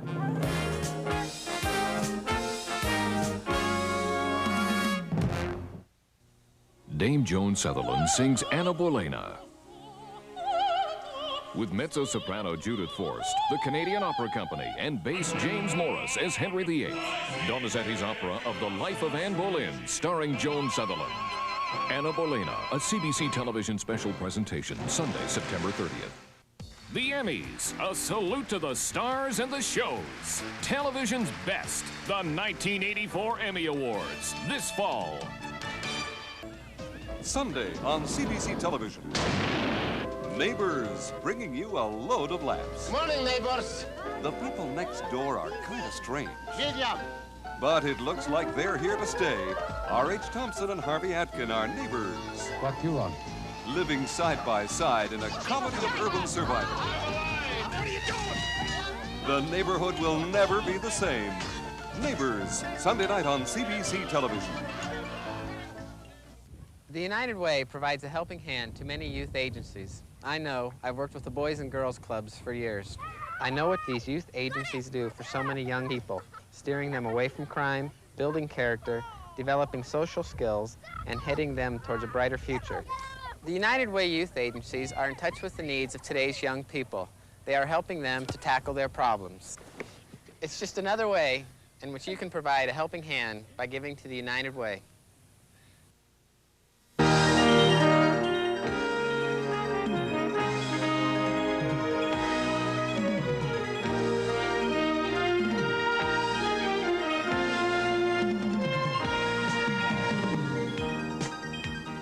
BC guard Glenn Leonard is in his 8th year as a pro with the Lions. He has developed into one of the most consistent offensive linemen in the CFL. He weighs in at 265 pounds and admits it's hard to keep it that high. So, diet has become a very important part of Glenn's life. We get just about everything from spinach pie to, whatever, turkey. I mean, I always think of you as sort of a brontosaurus bone. You know, now that's a stereotype football player. That he's this big and he eats this much and he only does these things. And he's only capable of doing those things. There's a lot of people out there that believe that. But that's what I want to hear you do is punch holes right in that. Well, certainly. That's what you're doing right now. Well, a lot of people think that. I love running into people that think that, actually, because most of the time they have no idea, what athletes are all about. There's some very interesting people in professional football, I've found. I didn't know there was. You've done a lot of things with young people, so we have one side of you on the field that's very intimidating, and then we have the other side of you that cares very much about what happens to young people and their future. I've been lucky enough to be involved with a program that dealt with young juvenile offenders in a wilderness camp. Through it, I think I've learned more about myself than I have in football. Merely because you're put in situations where you have to look at yourself, whereas football, you're told what to do so much. What actually did you do with them? Well, I was given anywhere from 8 to 12 young adults. They're juveniles, actually. And for 9 weekends, we would go through certain different parts of the program, starting with pretty scummy, can I say that? Scummy labor. You do dishes, you clean the floor, you do calisthenics, you go swimming in the ocean in the morning, and you go running in the morning, and all sorts of things that young people nowadays don't seem to want to have anything to do with, but they're taught a little bit of, humility. Yeah, humility and respect, I think, too, for each other. They learn to get along with each other, and of course I teach them little courses, fire suppression, ropes and knots, first aid, things like that. Then they move along to climbing mountains, canoeing, building things around camp, things that are a little more important. And then in their final stage, they'd go off. I'd take them on a little expedition for a couple of days up in the mountains with very little. And then I'd put them on solo where they spend 3 days out in the mountains with nothing but a little shelter, a sleeping bag, the clothes on their back, and an insulate, which is a little foam pad. And during this time, they get a lot of time to think about what they've done, and what they've learned, and what they're going to do when they leave camp. And this period of time, I think 90% of these kids learned something that was very, very valuable to them. I mean, a lot try to sleep the night away, but it just doesn't work that way. And then they graduate the following weekend. And when those kids graduate, I've never seen one that didn't smile. That's very heartwarming. It's kind of like a forced meditation, isn't it? Oh, the solo part of it is, yeah, certainly. But the neat thing about that program, although those kids might learn something every weekend, every time I came home, I did too, which is great. I mean, you can't ask for much more. What did you find out about yourself? Well, I've changed an awful lot. I like the new me more than I like the old me. Well, tell me more about the new you. Well, I think I just understand myself a lot better. Understand why I do certain things, why now I don't do certain things. And you just have a better feeling about yourself. I'm certainly not wonderful, but to me, I'm happy with what I've learned. That is interesting. Glenn Leonard, the guard who once played for the University of Manitoba Bison. You know everything, Brian. I thought you'd like to know, though, Glenn is recently married, so you can imagine just how much his wife is involved in all this diet business. She is winning. He has had an Order of Merit made for her, and it's hanging proudly in the kitchen. No junk food for him, Brian. I feel sorry for him. Listen, you've just come back from a Western swing. You've talked with some very interesting people. Who are we going to be hearing from in the weeks to come? It was a good trip. I'm really passionate Canadian now, Brian. You're going to be meeting the Eskimo General Manager, Norm Kimball. Right. You'll be meeting Winnipeg head coach Cal Murphy. Players, I better check here, Daryl Moyer, Greg Vavra, James West, Brian Kelly. I mean, the list is long. Good trip. I'm glad you guys did some work out there for a change. Oh, we work hard. Stay with us. Our halftime show continues. We will take a look at highlights from the first half of this football game. Surprisingly good game. The Lions lead the Concord by a single point. Stay with us.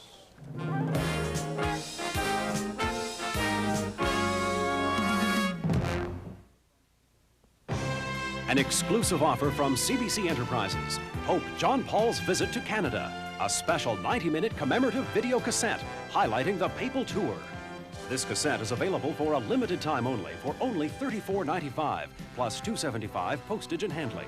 To reserve your copy on Beta or VHS, call toll-free 1-800-361-0170. Visa and MasterCard accepted. His mind was at the computer. His body was missing. They had 48 hours. Please begin tracking. He's in there. Found him? He'll turn up eventually. Terminate him now. No! His only chance for survival, to hide in a computerized fantasy. You are losing him. Overdrawn at the Memory Bank, a movie special Saturday, September 22nd.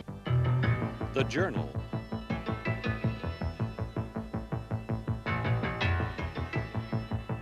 Weeknights following the National. It is halftime. Welcome back to our control studio. The British Columbia Lions in a surprisingly close football game, leading by 1 point.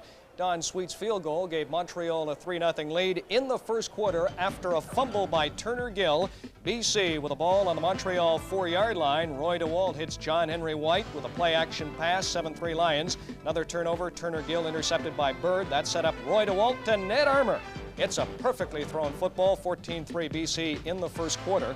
First play of the second quarter, though, look at this. Turner Gill is trying to pass, runs it in from the 11. Montreal trailed 14-10. Don Sweet has kicked 2 field goals. The Lions have 1, and as I say, in a surprisingly close football game, it is British Columbia leading Montreal by 1 point at the half. It looked like BC was going to run away with it when they got the 14-3 lead, but the Concord have come back strong. Right now, Don Whitman, Ron Lancaster, and Leo Cahill standing by at the Olympic Stadium. Well, it's a 1-point game.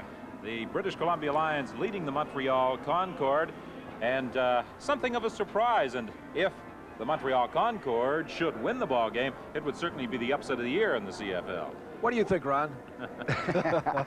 Well, I think the BC Lions are back to where they have been for the past 4 or 5 weeks. Offense very sporadic, you know, just not being able to consistently move the football. Montreal's defense played well against them in BC. They're playing well again today.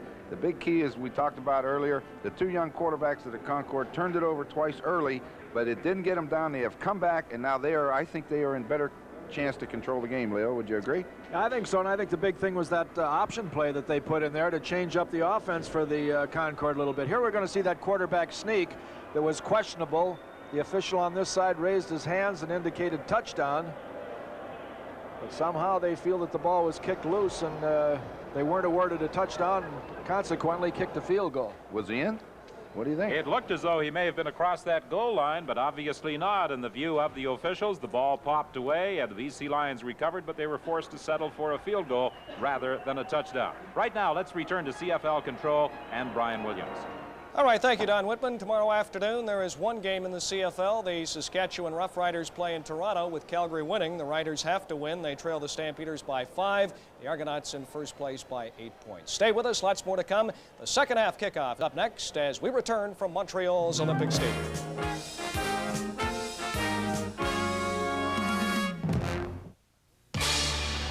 This fall is dramatically different on CBC television.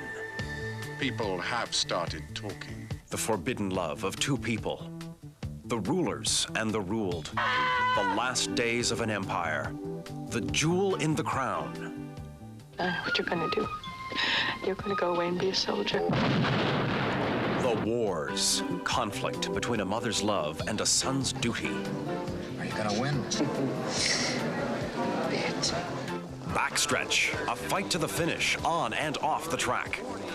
There's more than pleasure in marriage. There's lots of worry and pain, too.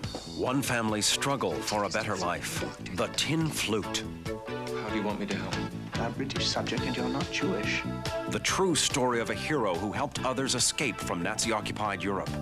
Charlie Grant's War.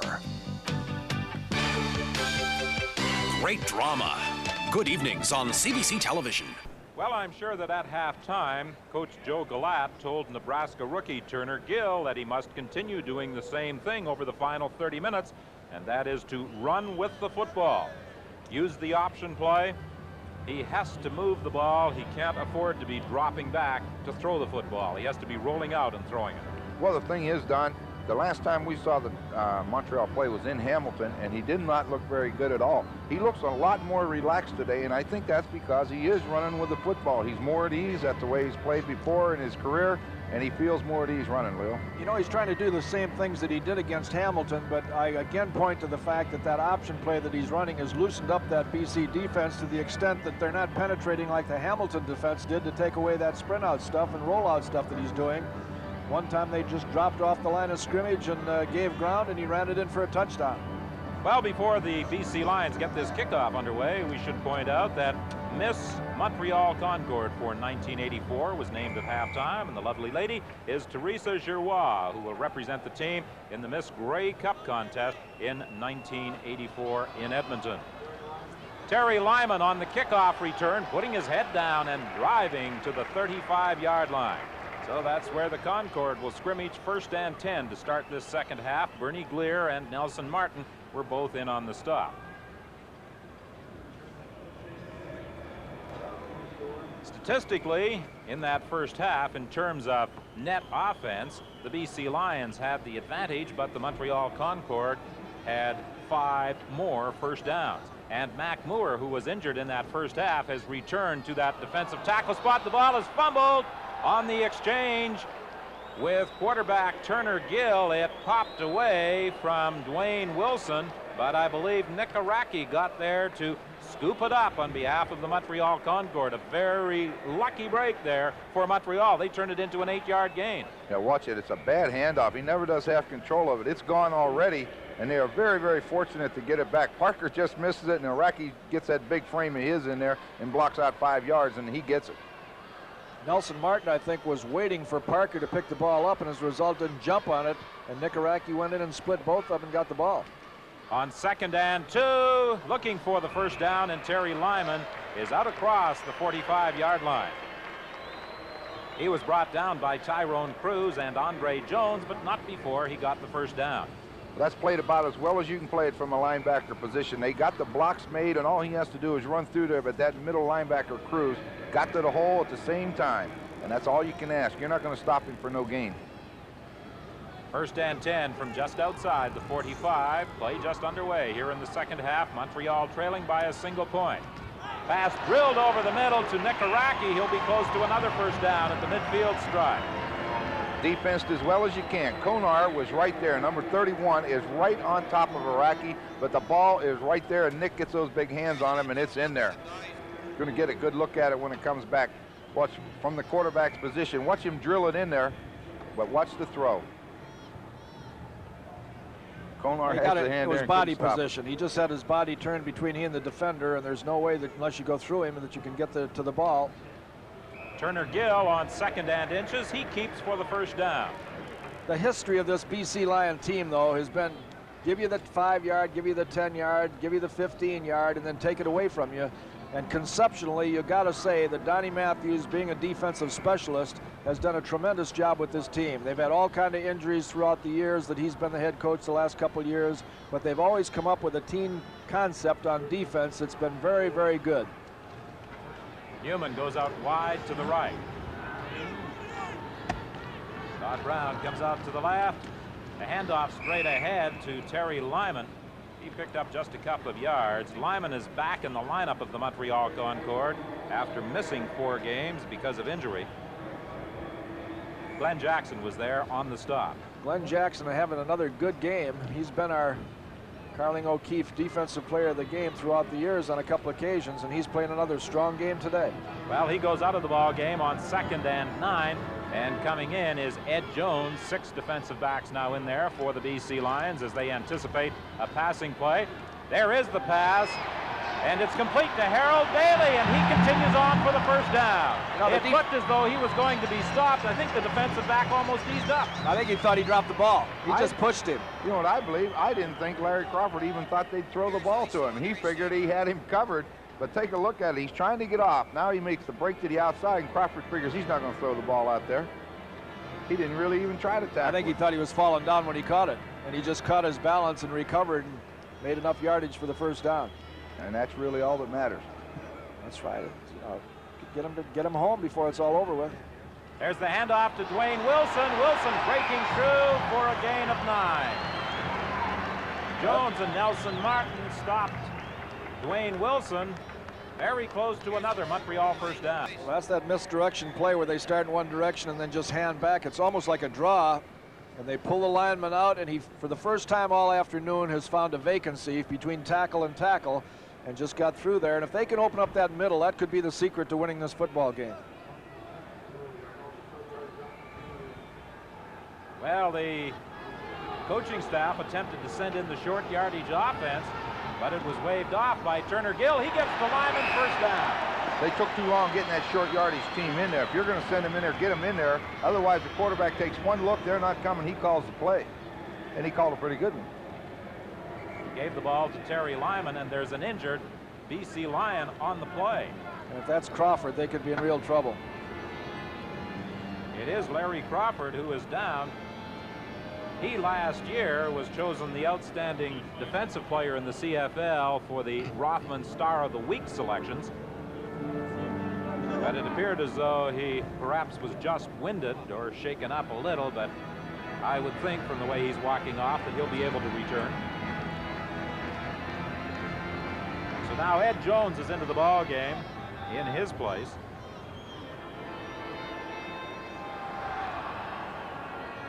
First and 10, the ball is at the 27-yard line.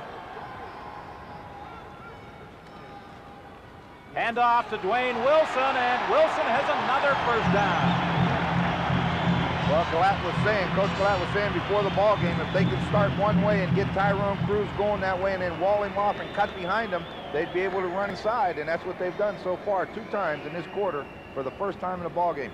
Well, this would almost indicate to you that they found something at halftime that they could talk about, because they were unproductive during that first half trying to run from tackle to tackle. Now they've found it 2 or 3 times in the second half. They go inside again with Dwayne Wilson, and he fights his way to the 12. Pickup of 2. It will be 2nd and 8. Well, that first down would be a great place in that position on the field, just like DeWalt did earlier in the ball game, to come up with that play-action pass off of that run that they've been successful with and just throw it in there for a touchdown. But it's 2nd down now, and it's a predictable passing down. Larry Crawford is back in there. Gonna have to roll one way or the other.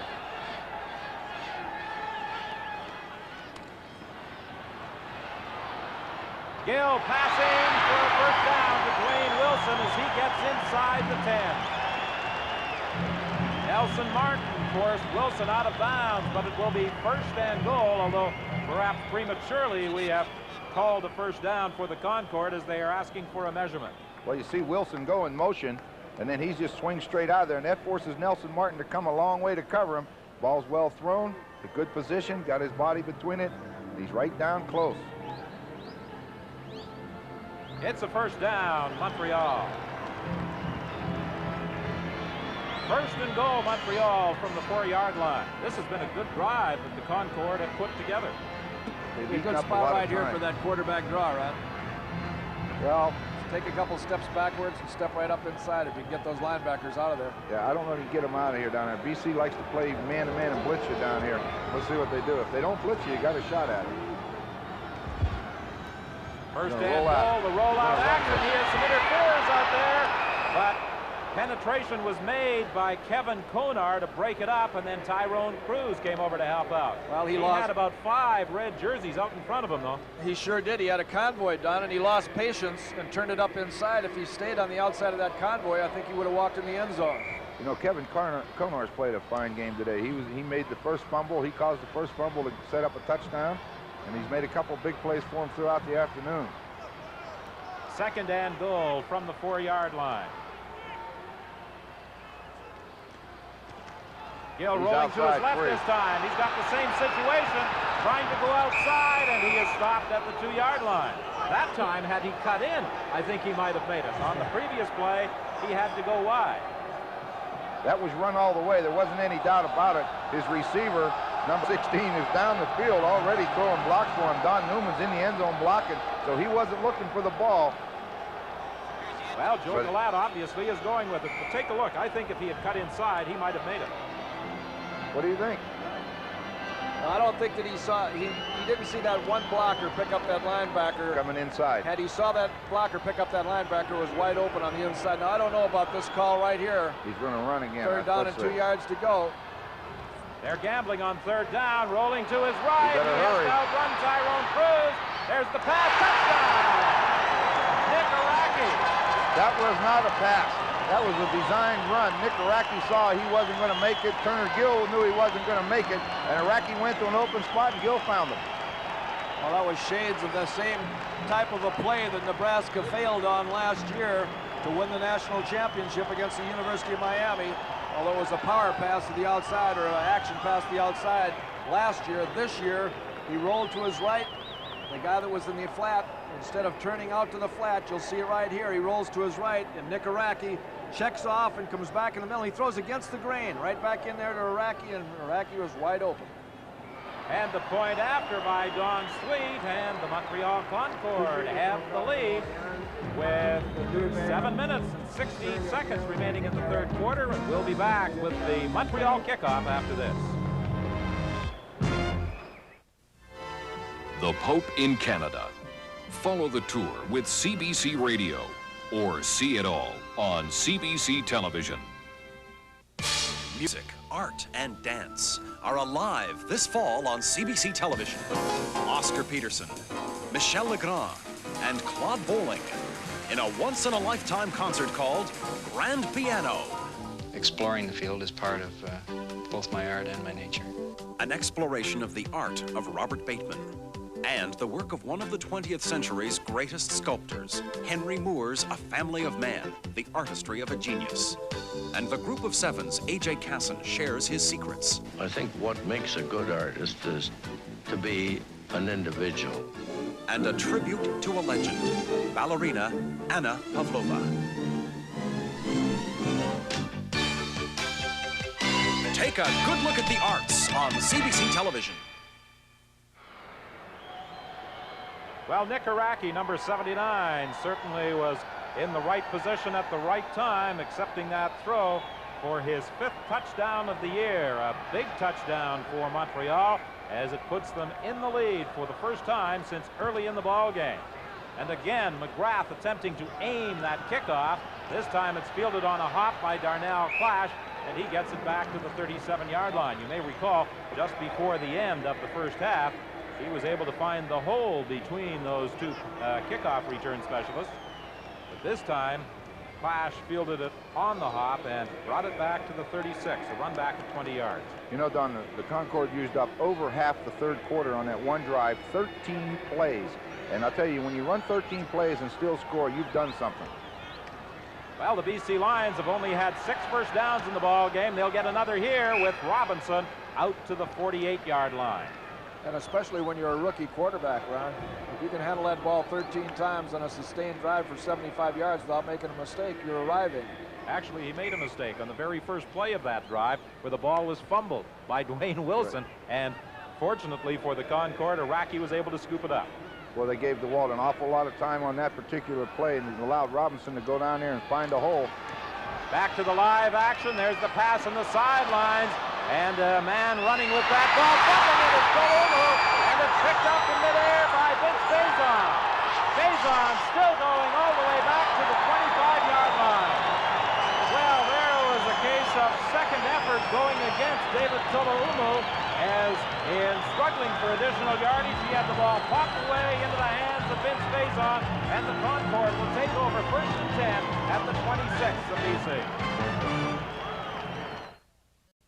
Father Lucien Lar. The Order of Canada is given to Canadians by their fellow Canadians as a tribute to personal achievement.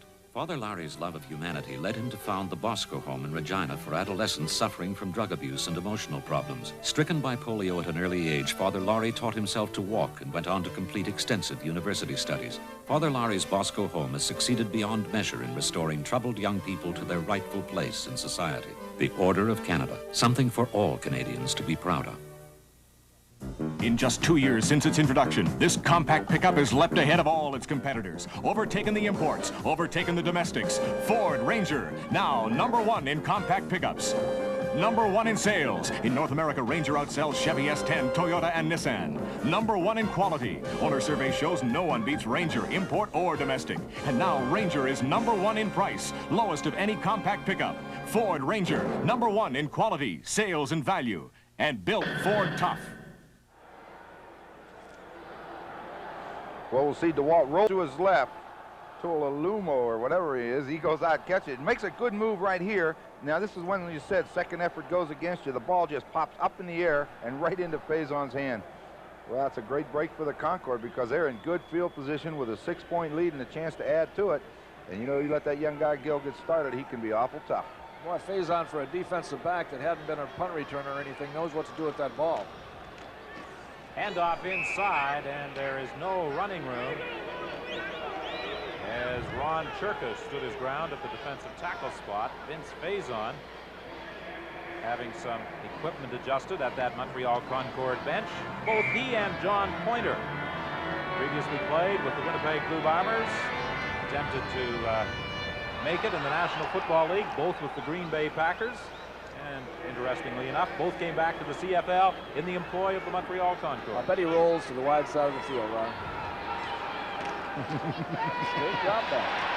He's in trouble, but he heads for the sidelines and steps out of bounds at the 24. So it will be a 3rd and 8 situation, and the field goal unit comes into the game. Don Sweet will be trying for the 4th time to split the uprights this afternoon. Well, I'm surprised at that because on a sure passing situation where you have to make up a lot of yardage, he's probably mostly ineffective on a straight drop back pass because that BC team can come on their rush. Those big guys can get their hands up in the air. He's not a great drop back passer, and he hasn't got a chance to run. He tried to run at the last minute, but it was just too late from that drop back, whereas on the rollout, he's got that option of running or throwing. Don Sweet has hit from 48, 47, and 35 yards, and he puts it through from 31. So now the Montreal Concorde lead the BC Lions 26-17. And we have 5:07 remaining in this 3rd quarter. Well, they're going to force the BC Lions to open it up. The BC Lions have been very conservative. I don't think Mervin Fernandez has caught a pass yet.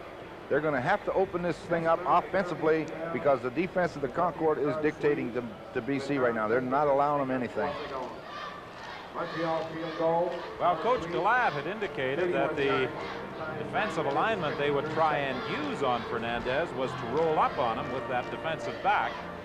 When they say roll up, they want to put that cornerback, either Francis or Skipper, right up on top of him, then drop the inside halfback like Aaron Heel deep so that if he gets by him, you got help, and then they want to hit him hard coming off the line, and that's what they've done. They've kept him under control so far, and that, I'll tell you what, when you do that to the Lions, it throws their whole offense off. Well, you really don't get the illusion, though, that the Montreal team is stopping everything BC is doing. BC is kind of stopping themselves, and they're getting down there and not scoring, and you know, you're just waiting for a team like BC to break it wide open because they're playing against young quarterbacks, and they're just a seasoned veteran team that's the leading team in the country in terms of games won. So you just think that they're about ready to do anything any moment. Darnell Clash fields it at the 22-yard line. Looking for some blocking help, and he runs it back to the 43.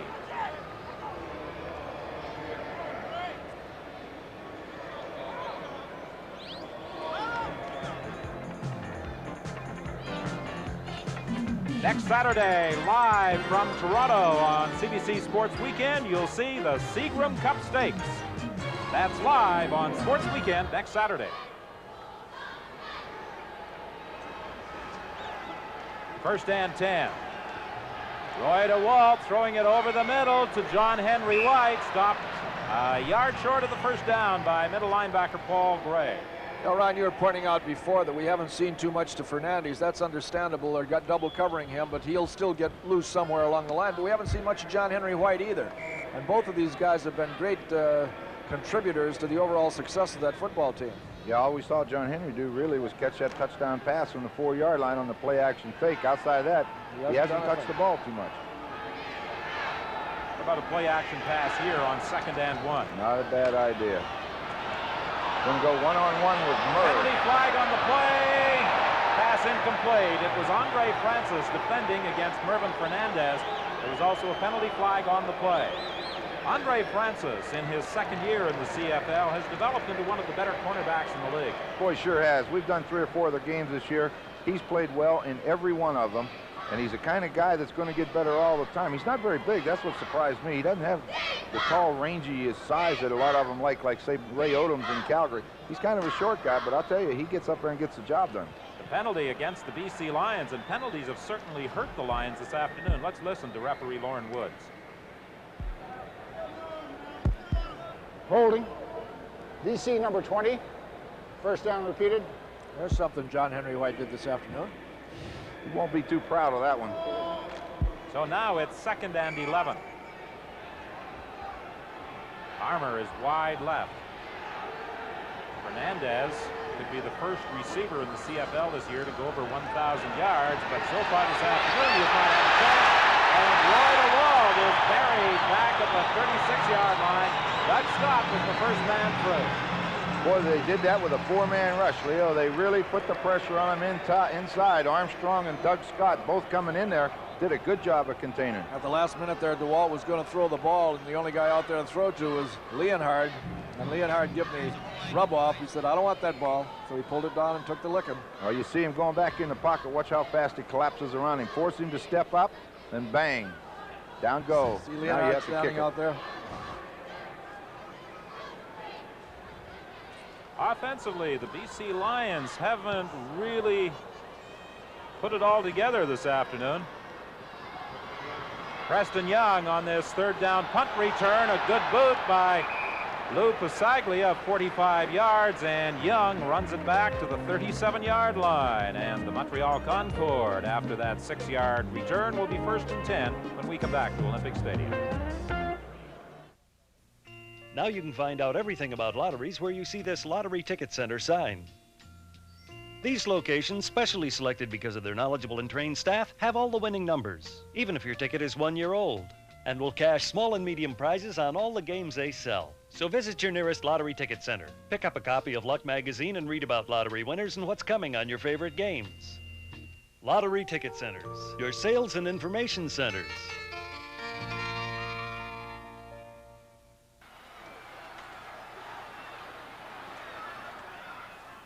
Six years ago, Shenley Award winner Jim Coode was 260 pounds of solid muscle.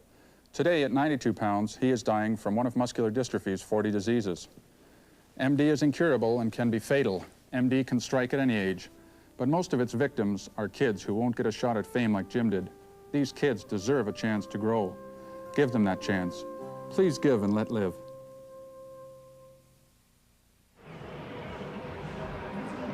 .322 is the time remaining in the 3rd quarter. It's 1st and 10. The Montreal Concorde at their own 35-yard line, and they lead by 26-17.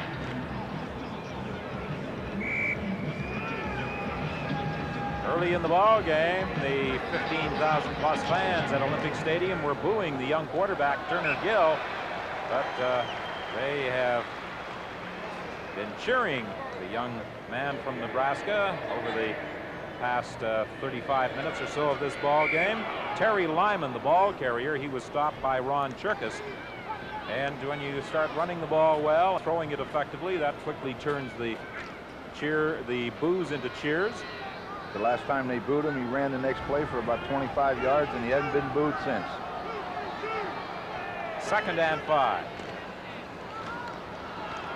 Gill will run the ball. He'll get the first down.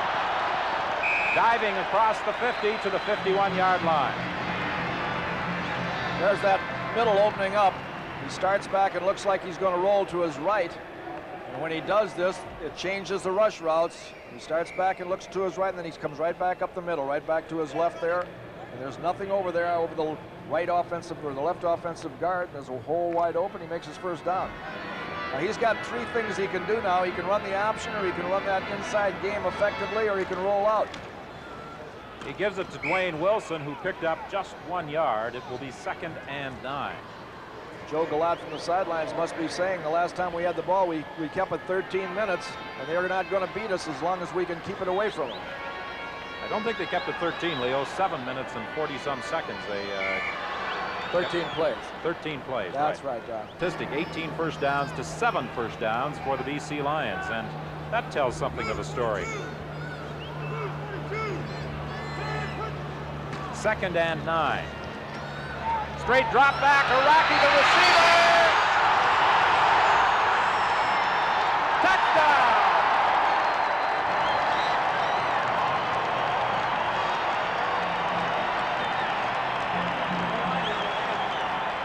Andre Jones and Larry Crawford collided, knocking each other away from the receiver, Nick Iraqi, and he's got his 2nd touchdown of the afternoon.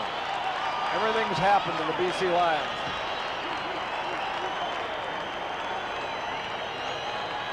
One thing about Iraqi, if you're chasing him from the back, Ron, he's too strong to knock down from the back. You got to get on his back, and if you do, he'll ride you in the end zone. Well, I was watching the other side of the field, and I was watching Bailey, the slot back, and he dropped back in there to block right away. So you know they're going to try to go deep, and it just happened to be Iraqi. And once he gets rolling, he's got a lot of speed, and he's really good. They really have the pressure on the Lions now. Point after by Don Sweet. He puts it through. 1 minute and 20 seconds remaining in this 3rd quarter, and it's 33-17. You're going to see it right here. You'll see number, I don't know if you see number 20, but he's blocking. There's nobody in the middle. Andre Jones couldn't knock it down. Larry Crawford can't bring him down. Andre Jones got the hand in front and tried to, and actually he came in behind, and when he did, he cut off Crawford, and Crawford couldn't catch him in the pursuit to run him down for the goal line. See, jumps in front of him right there, and as he does, he cuts off Crawford, who's in full flight. Crawford would have caught him if he hadn't been cut off. You shouldn't try to tackle him high, though, as big as he is. He'll carry him 5 or 10 yards. That's right. Oh, we're going to see him again. Watch him cut across the middle. Now watch Andre what a come big in target, huh? inside him. Now cut off Crawford, and there's no way Crawford can get to him, so he's got to reach, like you say, grab him by the jersey. And Iraqi just is like a runaway freight train. He's not going to be denied. There's an injured Montreal player. Rob Smith, right guard, was shaken up on that point after. But Nick Iraqi certainly merits some consideration for our Carling O'Keefe offensive game star with his performance today. He recovered that fumble on the drive to start the 3rd quarter that eventually led to a touchdown throw from Gill to Iraqi. Then he comes up with another touchdown on the throw from Turner Gill, as Rob Smith is still down and being treated by the Montreal training staff. Well, there's one guy, Don, that you mentioned on both occasions when you were talking about Iraqi that has to get some consideration too, and that's Turner Gill. The man who got him the football, indeed. While we have a moment, let's mention, for the benefit of our BC viewers, a couple of football games in the BC Junior Football Conference next Saturday, a doubleheader at Empire Stadium in Vancouver.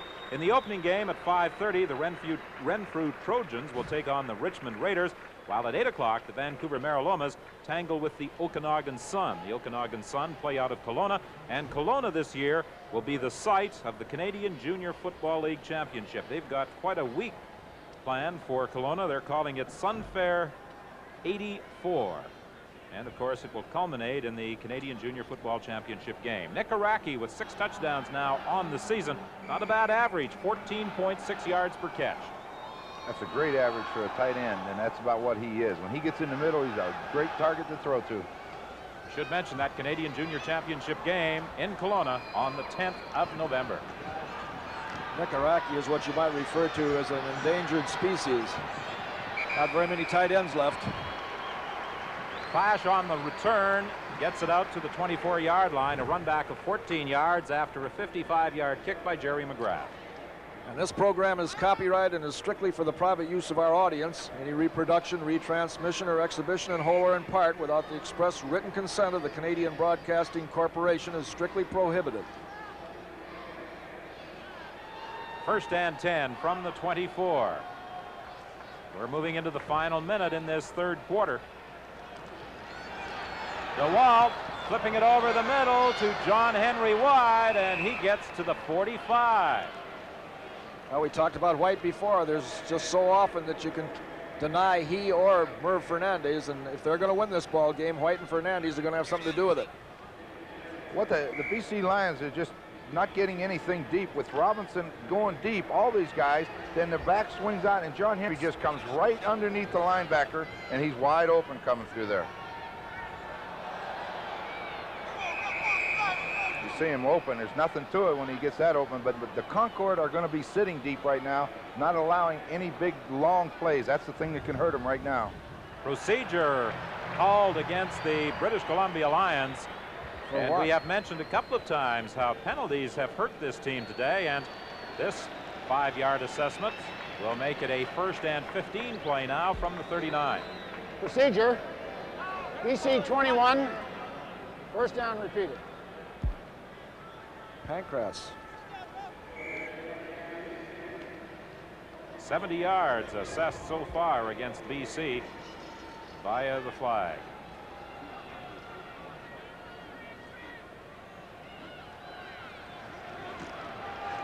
First and 15, they swing it out to Tolo Umu. He continues to break tackles and strive for additional yardage, and he gets back to the 47. The Brought BC down Lions, finally by Doug Scott. they come back with exactly the same play. This time they're going to take and again check John Henry White under here and then swing Tulumu out here, and instead of throwing to him, they throw to him. Then he can block for him. He doesn't get a block for him. Watch. You He see tries John to Henry get a White block. come underneath. I saw him go out there and try to That's get a right. block, but the defender outran him. That's right. Now he should be out there blocking for him. He's kind of looking around. Well, he Still made an good effort play. to get there, Ron, because I watched him when he wasn't the pass receiver, and he made an effort to get there, but the defender just beat him to the spot. Ned Armour on the receiving end of the throw, hauled down, but he has a first down at midfield, caught there by Vince Faison. And that's the final play of the 3rd quarter. The Montreal Concord lead it by 16, and the BC Lions will have a first down when we return. Halfway through the party, everyone ran out of things to say. Then, at the stroke of midnight, someone appeared with the Sperry PC. It looked like most other personal computers, but it had a more comfortable keyboard, dramatic color graphics, IBM software compatibility, and it ran 50% faster than the IBM PC. Now everyone had something to talk about again. The Sperry PC, what the personal computer should have been in the first place. This ark we call planet Earth is in serious trouble. We lose one wildlife species every single day.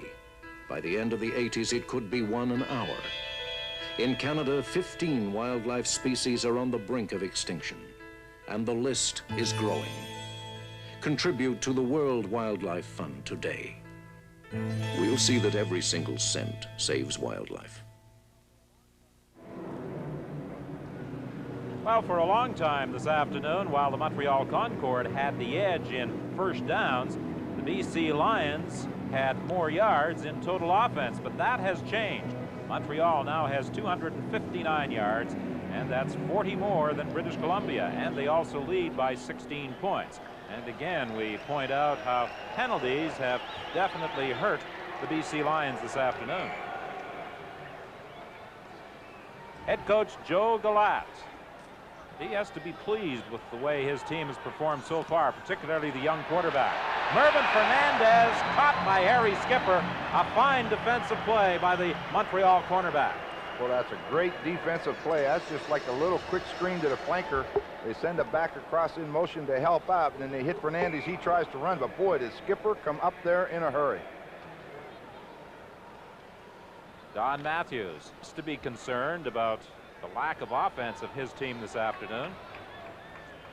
But Harry Skipper came up with a key play there as he grabbed Mervyn Fernandez, and now Roy DeWald is trapped and brought down by Armstrong, who followed up after the initial pressure by Steve Rocky. Well, you know, you keep thinking that the BC Lions are going to come alive and cause something to happen, but not this time. He had nowhere to throw it. He gets chased out of the pocket by Rocky, and now you see the big tackle, as you say, underneath, and now they've got to punt it. Armstrong got that hand around that ankle and brought him down. So now they've got to give it up again, and the Concord, as you saw in those stats, have really taken over the second half. They've owned it. Well, there was a stretch of games where the BC Lions had problems scoring touchdowns. It appeared as though they may have corrected those problems last week with their 46-11 win over the Hamilton Tiger Cats, but they appear to be in existence again this afternoon. A penalty flag, and I'm sure that blocking from the rear will be the call against the Montreal Concorde on that attempted punt return. That was a good kick of 51 yards by Lou Pasaglia. Ron Robinson blocked from the rear. There wasn't much doubt about it. It happened right in front of the official. Well, that could be the edge right here that the BC Lions need, because they're going to put the Concorde in real bad field position right here, and if they can hold, get the ball in good field position, they'll be back in there. Let's see if it is him. Illegal block. Montreal 16. First down. Don Newman guilty of the illegal block. I knew who I meant, 16. I knew who it was. Number 16, but the wrong team. Newman. Well, you'll see just to the left of your screen right there, he's getting pushed in the back by number 16, which is Newman. And the referee's standing just out of the picture there, and he was right on it. 1st and 10, back at the 6-yard line. Terry Lyman finds a bit of a hole and runs it out to the 14. Boy, you know, he came very close to breaking that into the open field. It looked like he was going to be stopped for no gain. One of the great things you always wanted to do when you're playing is keep that offense on the field as long as possible. And the Montreal offense has been on the field most of the second half. As you say, Leo, he almost broke it. If he'd have got by Andre Jones right there, he has a clear shot to the goal line. This is a big play for the BC Lions. Rollout action by Turner Gill. He'll run the ball, and he'll be close to the first down. Again, Don, that was run all the way. Newman was downfield blocking on Darnell Clash, clearing that out, so he had no pass receivers. That was a design play, and he was going to run with it. Now what do? You just get back there and punt the football. He's going to be maybe a half a football short or so. I think they'll get it. You think they should go for it down here? I think they will if it's that close. I don't think Joe Galat is going to have that much nerve. I think you got to go get it. Got to go get it, a half a football. Well, they send in that short yardage offense. Coming into the ball game, Rocky McMahon and Denny Ferdinand. They have about half the length of the football to pick up a first down. The Montreal club's so high right now, I don't think anybody can stop them.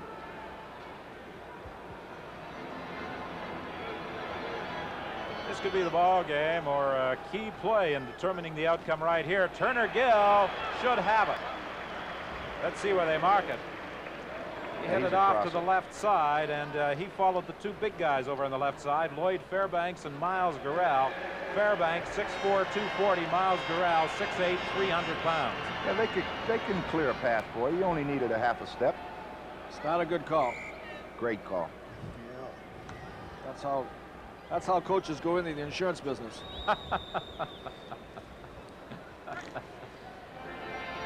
Now, in terms of first down, or into broadcasting, a big edge for the Montreal Concorde. Dwayne Wilson stopped after a pickup of perhaps 1 yard. Turner Gill has been utilizing his two running backs, Lyman and Wilson, almost equally this afternoon. Well, they got the second and long yardage now, Leo. This is where he should roll to the wide side of the field. Let's see. But importantly, in that third down gamble, something else I think we should point out is that they used up some time on the clock by retaining possession of the football. And what we haven't seen yet is that delayed drag to Iraqi. I'll tell you, if they don't make that first down, they use up some numbers on the scoreboard. Is it picked off? No. No, Konar in front of Nick Iraqi looking for the interception. That's good defense by Konar. He really thought he caught the football. The main thing is they're going to get it back, but if they're going to get back in the ballgame, they got to score quick now. Time is definitely against them. 16, the time remaining. They not only have to score, but it looks like they're going to have to go for two if they do score. They need 16 points to get back in the ballgame. You need a big return or else a block punt, one or the other. They got to get some life. They've had no life the second half. Darnell Clash retreats to his own 45-yard line. Clash trying to get outside. Nick Iraqi trying to contain him and finally makes the tackle. Araki did a fine job of fighting off the block out there to contain Darnell Clash and bring him down. 33-17 with 10:57 remaining. Look at what Canada is selling to pay for our houses, our cars, our televisions. We're selling things like potash and coal and lumber, and CP Rail is playing a major part in moving these goods to market. I work the CP Railway line. The railway has a very strong impact on everything, everyday life. Doesn't matter what you look at. Railway handles it all. CP Rail. CP Rail, helping Canada move forward. Well, we'll be doing some traveling next weekend. On Saturday night, we'll be at BC Place as the Lions entertain the Saskatchewan Roughriders, and Sunday afternoon in Hamilton as the Ticats play the Stampeders. The BC Lions returning home immediately after today's game to prepare for next Saturday's date with the Saskatchewan Roughriders. Of course, Saskatchewan in action tomorrow afternoon against the Toronto Argonauts. That's great stats, 15 for 21, but it hasn't been very productive for him. I'm surprised that they don't roll one way and get Fernandez the other way and try to get him on a one-on-one, because anytime that they roll toward Fernandez, they're always going to get help from that safety. And you can see the help's already there on this play. DeWalt is being chased and caught by Doug Scott. Well, I'll tell you, it's just amazing. You know, the Montreal defense, the second half has owned them, and the same thing with the offense. They're only rushing 4 guys, and they're putting all kind of heat on DeWalt. But even the easy scores that the BC Lions had early in the ball game, I had the impression when they came out here this afternoon that they were dozing a little bit, and they really haven't caught fire. Even after getting that second touchdown so cheaply, they just haven't caught fire. As you see Scott come in there on a great defensive play and get DeWalt on the ground for a big loss. Saw him split 2 linemen, too, doing it. He went through Roper and Al Wilson. There's the pass complete to Ron Robinson for a big first down for the BC Lions. I don't know why he jumped. Didn't have to. He could have caught it on the run. Caught it on the run and split those defenders, and he might have gone a long ways. Watch him. He's going to go right in the seam to your right. He could right in the hole between the linebackers and secondary. He makes a catch. He didn't have to jump. You're exactly right. Catch that ball and keep running. Back to the live action, throwing deep. It's picked off as Harry Skipper comes up with the ball. He's going to go a distance, too. He is stopped at the 38-yard line. And there's also a penalty flag on the play as we have a skirmish back in the vicinity of the 19-yard line. Now we've got a number of players involved. You don't like to see this sort of thing happen. This was well behind the play following the interception by Harry Skipper.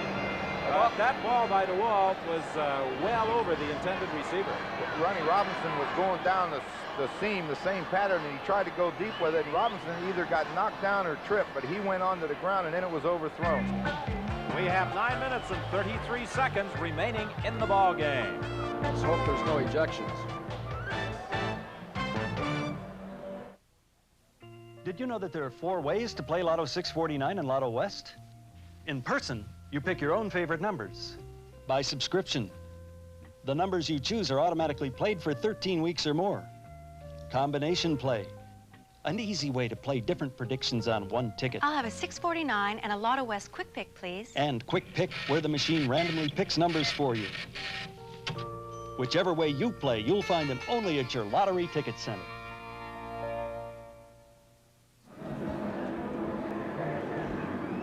Well, the unnecessary roughness call against Andre Francis of the Montreal Concorde brings the ball back inside the 25-yard line after the interception by Harry Skipper. And you see that we have 9:33 remaining in this ball game. The Montreal Concorde looking for their 4th win of the season. And at the moment, they are in control. Well, you see Harry Skipper running with that interception. And you can see just in the middle of the screen, Francis and Pankratz got a hold of one another, and Francis gets called for the roughing. Those kind of things will happen, but not very wise. It's a bad time to have it happen, though, because they lose some real good field position when they're in a commanding position on the field. Asked Joe Galat before the game, the coach of the Concord, whether his team could win today, and he said, yeah, I think we can. I thought he was kidding, but it looks like they may be able to. Well, for those who watched our telecast out of Hamilton a couple of weeks ago when the Concord lost to the Ticats, you would certainly have to doubt whether or not Montreal would be able to take on the #1 team in the country, but they have certainly turned it around. What a difference. And I suppose that goes with a young, inexperienced football team. Hot one day, cold the next. Well, we saw them against the Eskimos right here in the Olympic Stadium. They look great. Next week against Hamilton, they look as bad as you could look, and then today they're coming on again. So you're exactly right. They're young, and when you get those quarterbacks playing well, those young ones, that's what the difference is with them. 2nd and 8 for the Montreal Concord. Careful. Complete to Nick Araki. He got away from Nelson Martin, but is going to be stopped short of the first down by Larry Crawford. Good defensive play by Crawford, because he only needs one step and fall forward, and Crawford cut the legs out from under him. Well, to show you what defense has done for the BC Lions throughout the year, I think I mentioned this before. Here we're going to watch Turner Gill, first of all, get this ball out to Araki. And Araki changes directions and gets back a little bit, maybe gives up a first down here. But Montreal, 3,092 yards, as opposed to the BC Lions, 3,115. That's very close. You'd think that the BC Lions would have a big edge in total yardage going into this game. 3rd down kick taken by Mel Bird and brought down at the 46-yard line. That was a 42-yard kick by Jerry McGrath with 8:19 remaining in the game. You know that Montreal has been a rushing football team a lot this year, one of the leading rushing teams in the league, but it's surprising when you see that those young quarterbacks have only been sacked, or their team has only been sacked 22 times, as opposed to the BC Lions being sacked 39 times going into this ball game.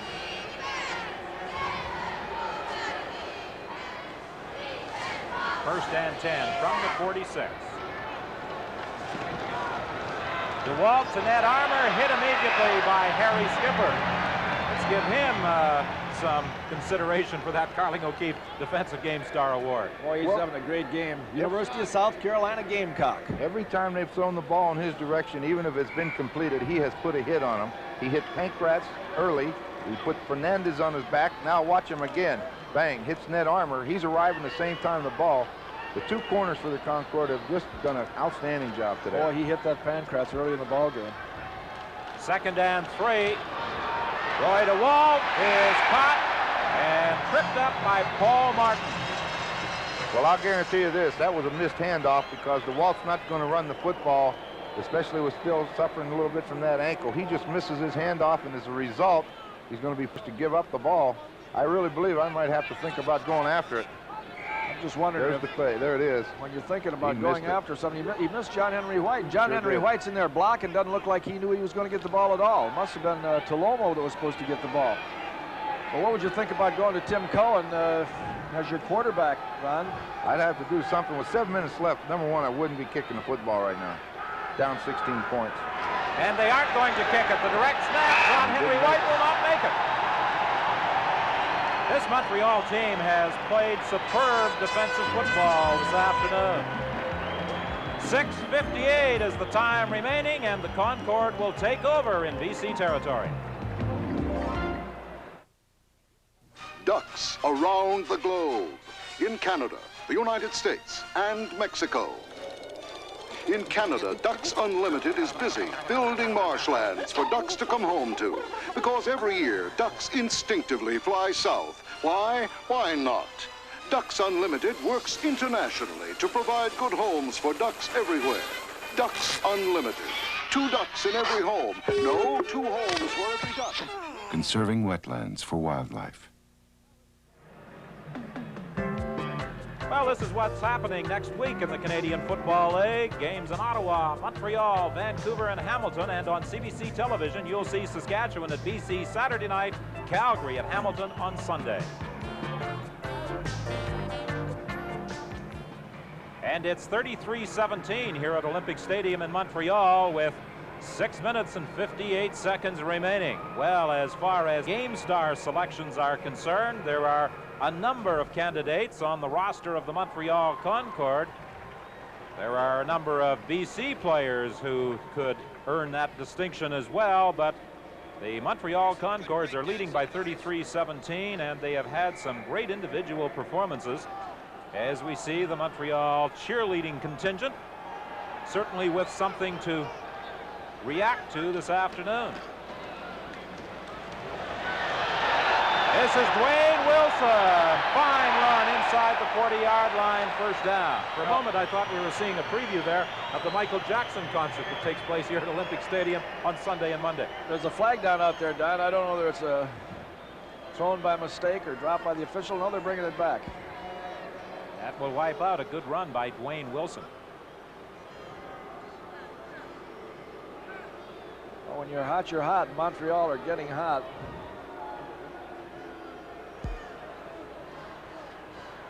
Holding. Montreal 79.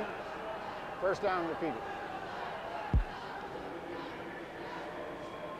You see a good block. Miles Gurrell just flattens James Parker right there to get Wilson outside with the football, but Iraqi got caught for holding, and they bring it back, and that hurts him. But that was a great block.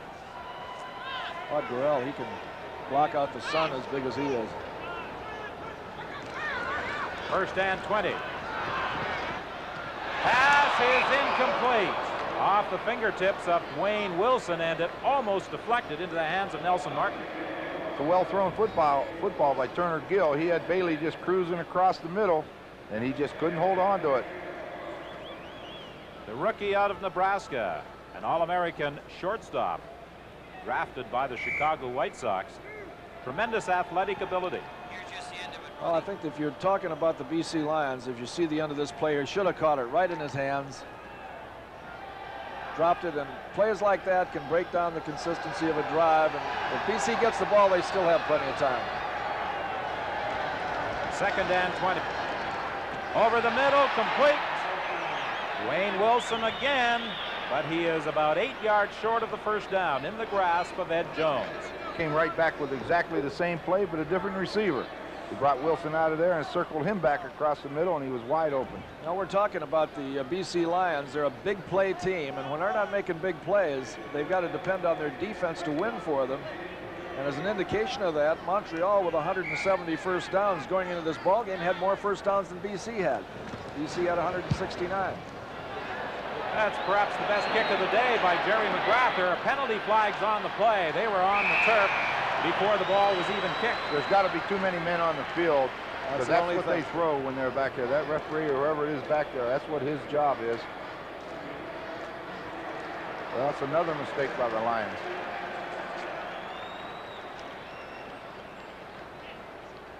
Referee Lorne Woods moves back to the line of scrimmage. Very alert by the officials picking that up. I believe that's going to get him 10 yards and a first down.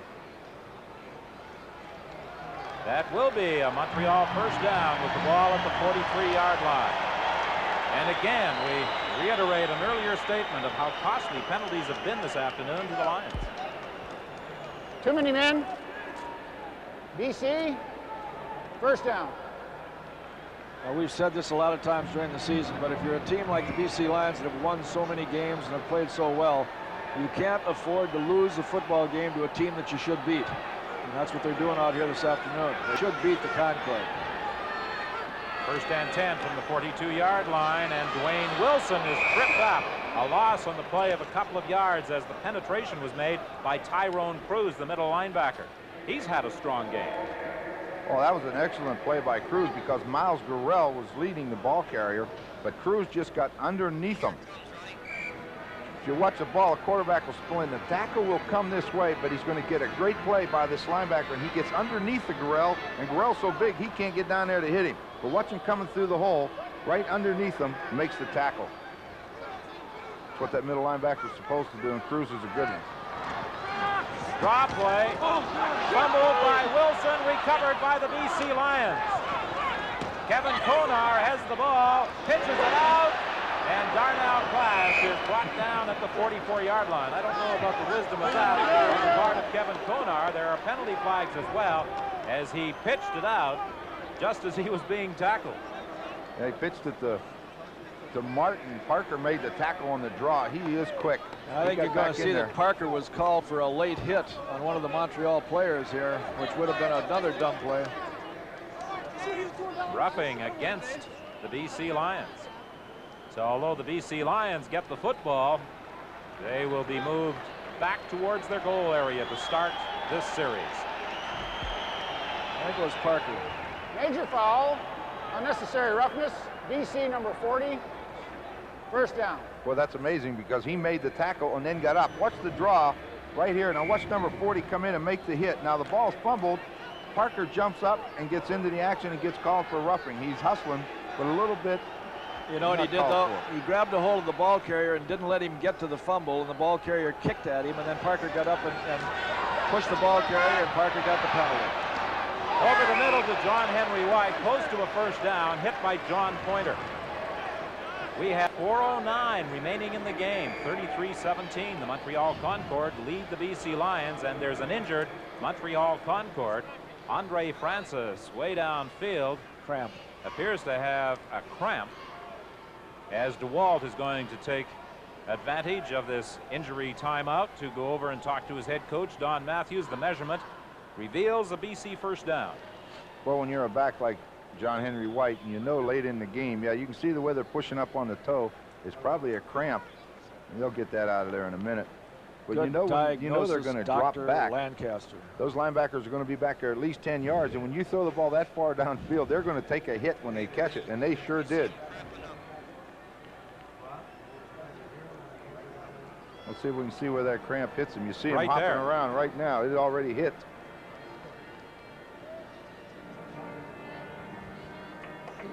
I think everybody has suffered from those at some time or another. So Andre Francis heads to the bench. And that means that Phil Jones and Preston Young will be in there defensively now. And there have been a number of potential game stars for our Carling O'Keefe Offensive and Defensive Game Star Awards. Making the choice in this one will be somewhat difficult. Roy DeWalt throws it off to David Toluyumu, and he is out of bounds at the 53. Well, they're going to be very content to give up those 10-yarders right now. There's no way they can win the football game with a 10-yarder. There goes the flag up in the air again. Something happened on the sideline. Somebody said something to an official or something because the flag went up in the air. 3:46 is the time remaining. Is the penalty against the Montreal Concorde? I believe it is. Objectionable conduct. Well, there's been a lot of those calls this year, objectionable conducts. You witnessed a game over in Saskatchewan at Taylor Field last Sunday involving the Rough Riders and Calgary Stampeders, in which there were a number of those calls. Montreal 65, first down. I'll tell you, the BC Lions could be fined for objectionable conduct on a lot of plays today. Not necessarily for roughness or anything, but just because they're not playing as well as they can play.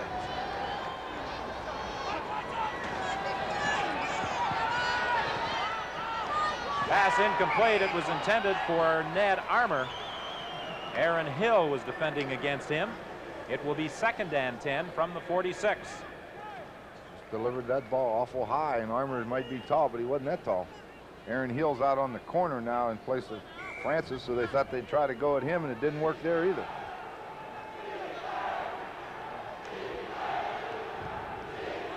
Second and 10.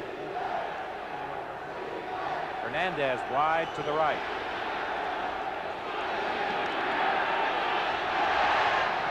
Hernandez, the receiver, and he gets to the 26-yard line. A first down there, tackled by Preston Young.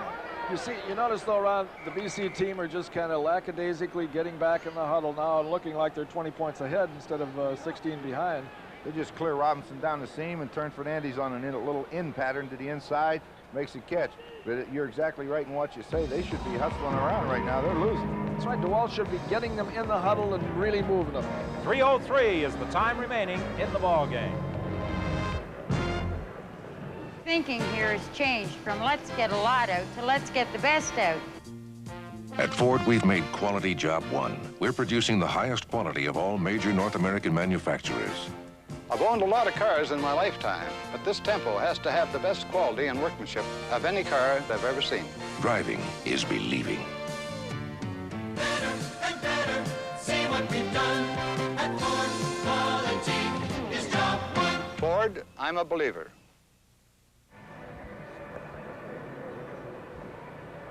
That's what shows linebackers drop. You see Fernandez make the catch. Paul Gray's going back in there, gets one hand on him, but misses him. Fernandez is tough when he gets hold of it, but a little bit too late for the BC Lions today. See, they should be out on Fernandez, the of ball. course, is so dangerous when he catches that football. Among the receivers in the CFL, I think he's as good as anybody in running with the ball after he catches it. He may be the best, but that's the first pattern he's caught downfield today. The other one was a little quick screen. First down from the 26-yard line. Pass complete for Fernandez. First down as he dives across the 15 to the 14-yard line with 2:51 remaining in the game. You want to talk about throwing it on the break. Fernandez's back was still turned to him when the ball was let loose, but he just turned in there and picked it off. They've run that pattern a couple times.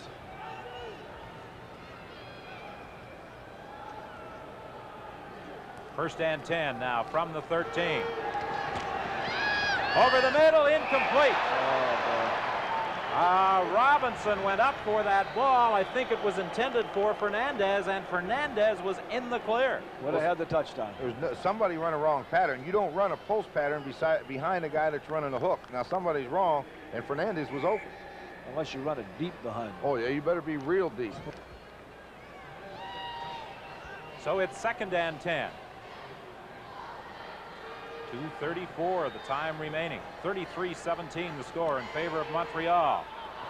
Lobbed into the end zone, almost picked off. Harry Skipper was there. That was great coverage. Skipper had great coverage on him there. But he just got inside opposition the way a good cornerback's supposed to. And they tried to just lay it up over his head, and they couldn't do it. Skipper's right here. All they call this is a fade, where the receiver just goes down that sideline. You just try to throw it away from him and let him go get it. But watch the position that Harry Skipper has on him. Right inside, and he turns at the right time. He's in better position to catch it than the receiver. So a third down gamble now for the BC Lions. DeWalt looking into the end zone. Incomplete, intended for Robinson. The BC quarterback did a good job to get away from the pressure. He had Robinson open in the end zone. It may have been deflected down in that goal area. I don't know that it was deflected, but I think a hand up in the air blinded him momentarily. May have been touched, though. Well, if anybody touched it, it had to be Preston Young, a safety man. But boy, I'll tell you, DeWalt did do a good job of stepping away from trouble. Let's take a look at it. Right He's here. going to be trapped. Fakes it and steps up. And you see number 16, the ball's on its way. I don't think no, he touched it. No, it wasn't. He just didn't catch it. He just didn't. The hand got in front of him and blinded him momentarily, and it went right between the hands. Just wasn't a question of touching. This was a run. Turner Gill trying to stay in bounds, and he gets the first down out to the 31-yard line. There's been just a couple wrinkles that you got to give the coaching staff of the Concord credit for that have turned this whole ball game around. One's the option play, and one's the rollout by the quarterback with the run. It's no option at all. It's just a definite run with Landman pulling in front of him. And these two plays have meant a lot. Here it comes right now. Well, you see the receiver outside already He's blocking. Yeah, now watch no him. He question. steps He's inside. running. That's a good run. That's roll out right quarterback pass, roll out right quarterback run, and that was run. Turner Gill this afternoon has run for 88 yards. Terry Lyman running inside, and he has about 7 more. And now 1:50 is the time remaining. Well, the Montreal Concord are going to take over sole possession of second place in the Eastern Conference with this victory. It could be a costly loss for the BC Lions in their attempts to finish first in the Western Conference, because now they drop back into a tie with the Winnipeg Blue Bombers, or remain in a tie with Winnipeg, and of course Winnipeg has the game with the Hamilton Tiger Cats.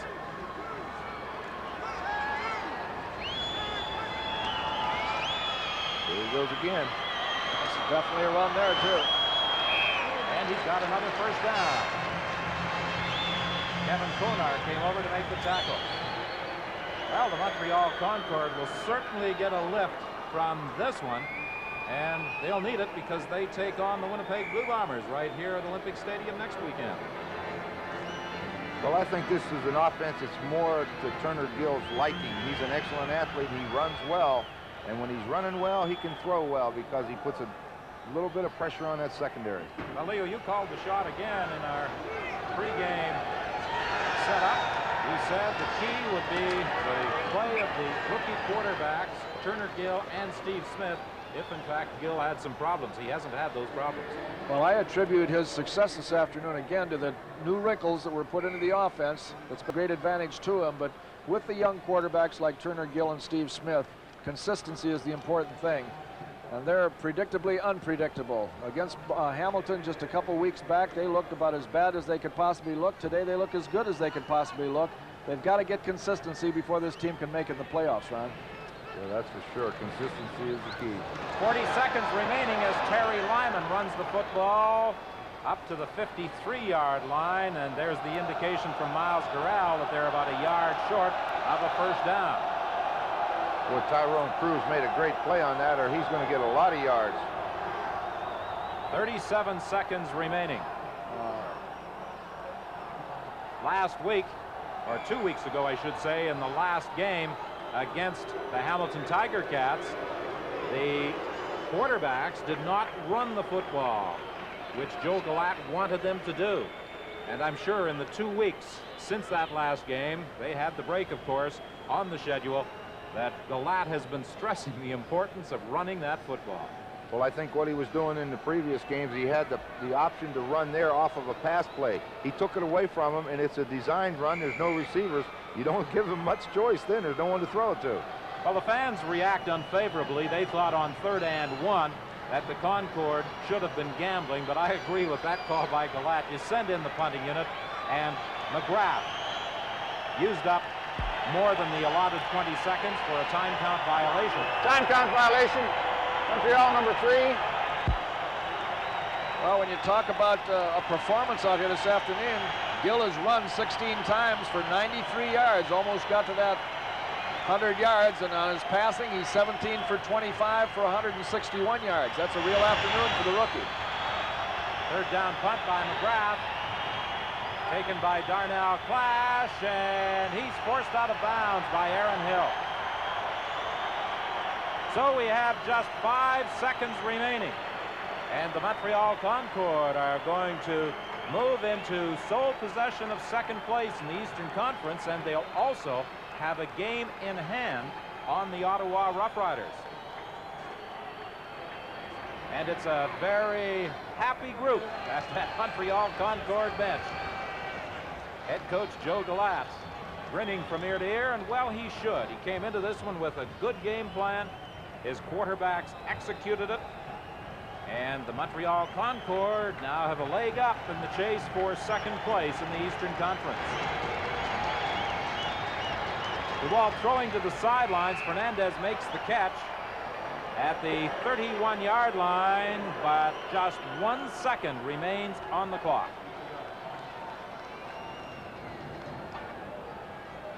The BC Lions head home to take on the Saskatchewan Roughriders next Saturday, and the Montreal Concorde will be here at Olympic Stadium to face the Winnipeg Blue Bombers next Saturday afternoon.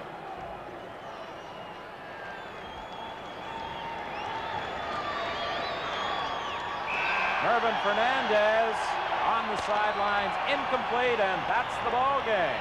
A big win for the Montreal Concorde as they defeat the British Columbia Lions 33-17. Coming from behind a 14-3 first quarter deficit to win this one. And they did it with a strong performance, particularly to start the 3rd quarter, where they took the opening kickoff, controlled the ball for almost 8 minutes in marching it in 13 plays for a major score for the go-ahead points. 33-17, Montreal beats British Columbia.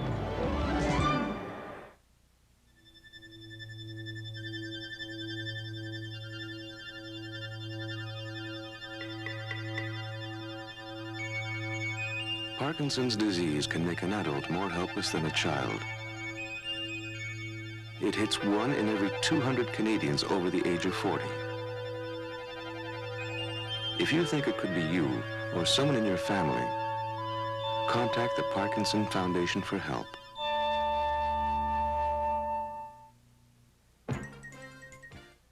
And now, let's meet the outstanding players in today's game and winners of the portable Citizen TVs. The Carling O'Keefe Sports Game Stars.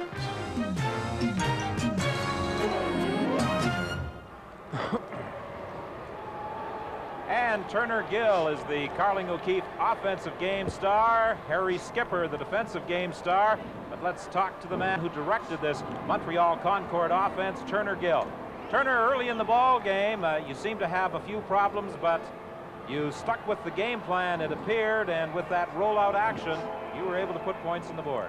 Well, yeah, you know, they got a good defense, and I just wanted to complete passes. That was the whole key in the game. Just wanted to complete as many passes as we could and try to get the first down. Turner, were you concerned today that on the option pass, they took it away from you? It was a run all the way with those guards in front of you. Do you feel more at ease with that? Well, yeah, you know, we want me to get outside and, you know, pressure the defense whether I'm going to run or throw the ball, and we were successful today. Turner, I saw you a couple weeks ago against Hamilton, and it was a very frustrating evening for you, and it just didn't look like you had the tools to work with. But today, with that rollout run that you had, with the option play that you had, and then with that variation of your inside attack with the running game, it looked like you had plenty of tools to make it work. Well, yeah, you know, we finally got everything going. We know, I think the last couple of games we haven't been completing passes, and that's been frustrating to me and to the whole offense. And today we just kind of cut down our pass patterns and, you know, just get the 6- and 7-yard gains and just keep on, you know, make me roll out and get the first down as best I could. Turner on that touchdown pass to Nick Araki to start the third quarter on that third down gamble. I think that was designed initially as a run, wasn't it? Yes, it was. You know, I tried to get outside, but then I just looked back and saw Nick in the open, so I just jumped the ball to him, and he made a good adjustment. Congratulations, Turner Gill, on being chosen our Carling O'Keefe offensive game star and on your victory. Now let's move over to the man who did a fine job defensively, Harry Skipper, at his cornerback position. You had the task, Harry, this afternoon of covering Mervyn Fernandez. Yeah, all week we worked real hard on just taking away, well, mainly taking Fernandez out the game, and we put together a couple of coverages, and I think it worked pretty well. Harry, it looked like today you were mad at somebody. Every time they caught a pass in your territory, you really unloaded on them. Is that normal for you? You like to do that? Well, you know, I was already up for the game, but during pregame warm-up, you know, those guys were like just laughing and kidding around, you know, like this was going to be a cakewalk for them. Well, they found out differently, didn't they? That was a little bit like when you were in college, when you were a Gamecock in South Carolina playing against Clemson, wasn't it, Harry? Yep, that's right. Harry, early in the ball game, you put a big hit on John Pankratz on the sidelines, and later on in the ball game, you had one on Fernandez and another on Ned Armour. And then late in the ball game, you had great position when the BC Lions attempted to lob that pass into the end zone to Fernandez. Yeah, well, last year, playing against Fernandez, he just gave me a lot of problems. Usually, when he run a pattern against me and throw the ball, you know, most of the time he got it. Well, I'll tell you this, Harry. Last year he got you, but today you got him. So I'd say out of the two games, you're even now, right? Yeah, I was just trying to work on keeping him from getting the ball. Well, Harry, on that play-action pass down there on the goal line, when they hit John Henry White in there, were you guys in man-for-man or were you in zone? Because I saw you take one step toward the backfield and say, uh-oh, there he goes. Yeah, well, usually we're in the corners coming hard for the, you know, for the sweep or pitch or whatever they do. But that time, you know, John Henry stepped towards me, and then he cut it up. So usually, yeah, I suppose I have him, but I thought he was going to run the option, and he cut back in and went out for a pass. Well, Harry, you've got another big one next week against the Winnipeg Blue Bombers. Yeah, I think we owe them one. Well, the Winnipeg Blue Bombers are the visitors next week. You came through with a big win today, 33-17 over the British Columbia Lions. And from the Montreal Concorde, our Carling O'Keefe offensive and defensive game stars, quarterback Turner Gill and cornerback Harry Skipper. The executive producer of CFL football on CBC television is Bob Moyer. Today's game was directed by Ron Harrison. Our isolation director, Mo Waters, and our thanks to statistician Ed Milliken and spotter Art Darch for their help, not only today but throughout the season. And the other members of our CBC production and technical crew who make CFL football possible on CBC television.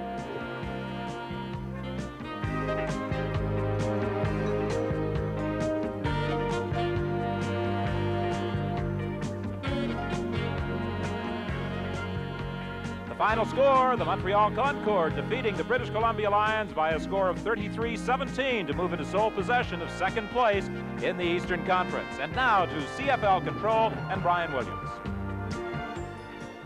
Thank you, Don. There is only one game in the CFL tomorrow afternoon. The Saskatchewan Roughriders and the Argonauts from Exhibition Stadium in Toronto. Of course, with Calgary winning over Ottawa Friday, the Western Riders trail the Stampeders by 5. They need a win. Toronto has all but wrapped up first place in the Eastern Conference. Speaking of Saskatchewan, our next telecast 1 week from tonight, the Roughriders and the Lions from BC Place in Vancouver. For all of us at CBC Sports, I'm Brian Williams. So long, everyone, from CFL Control.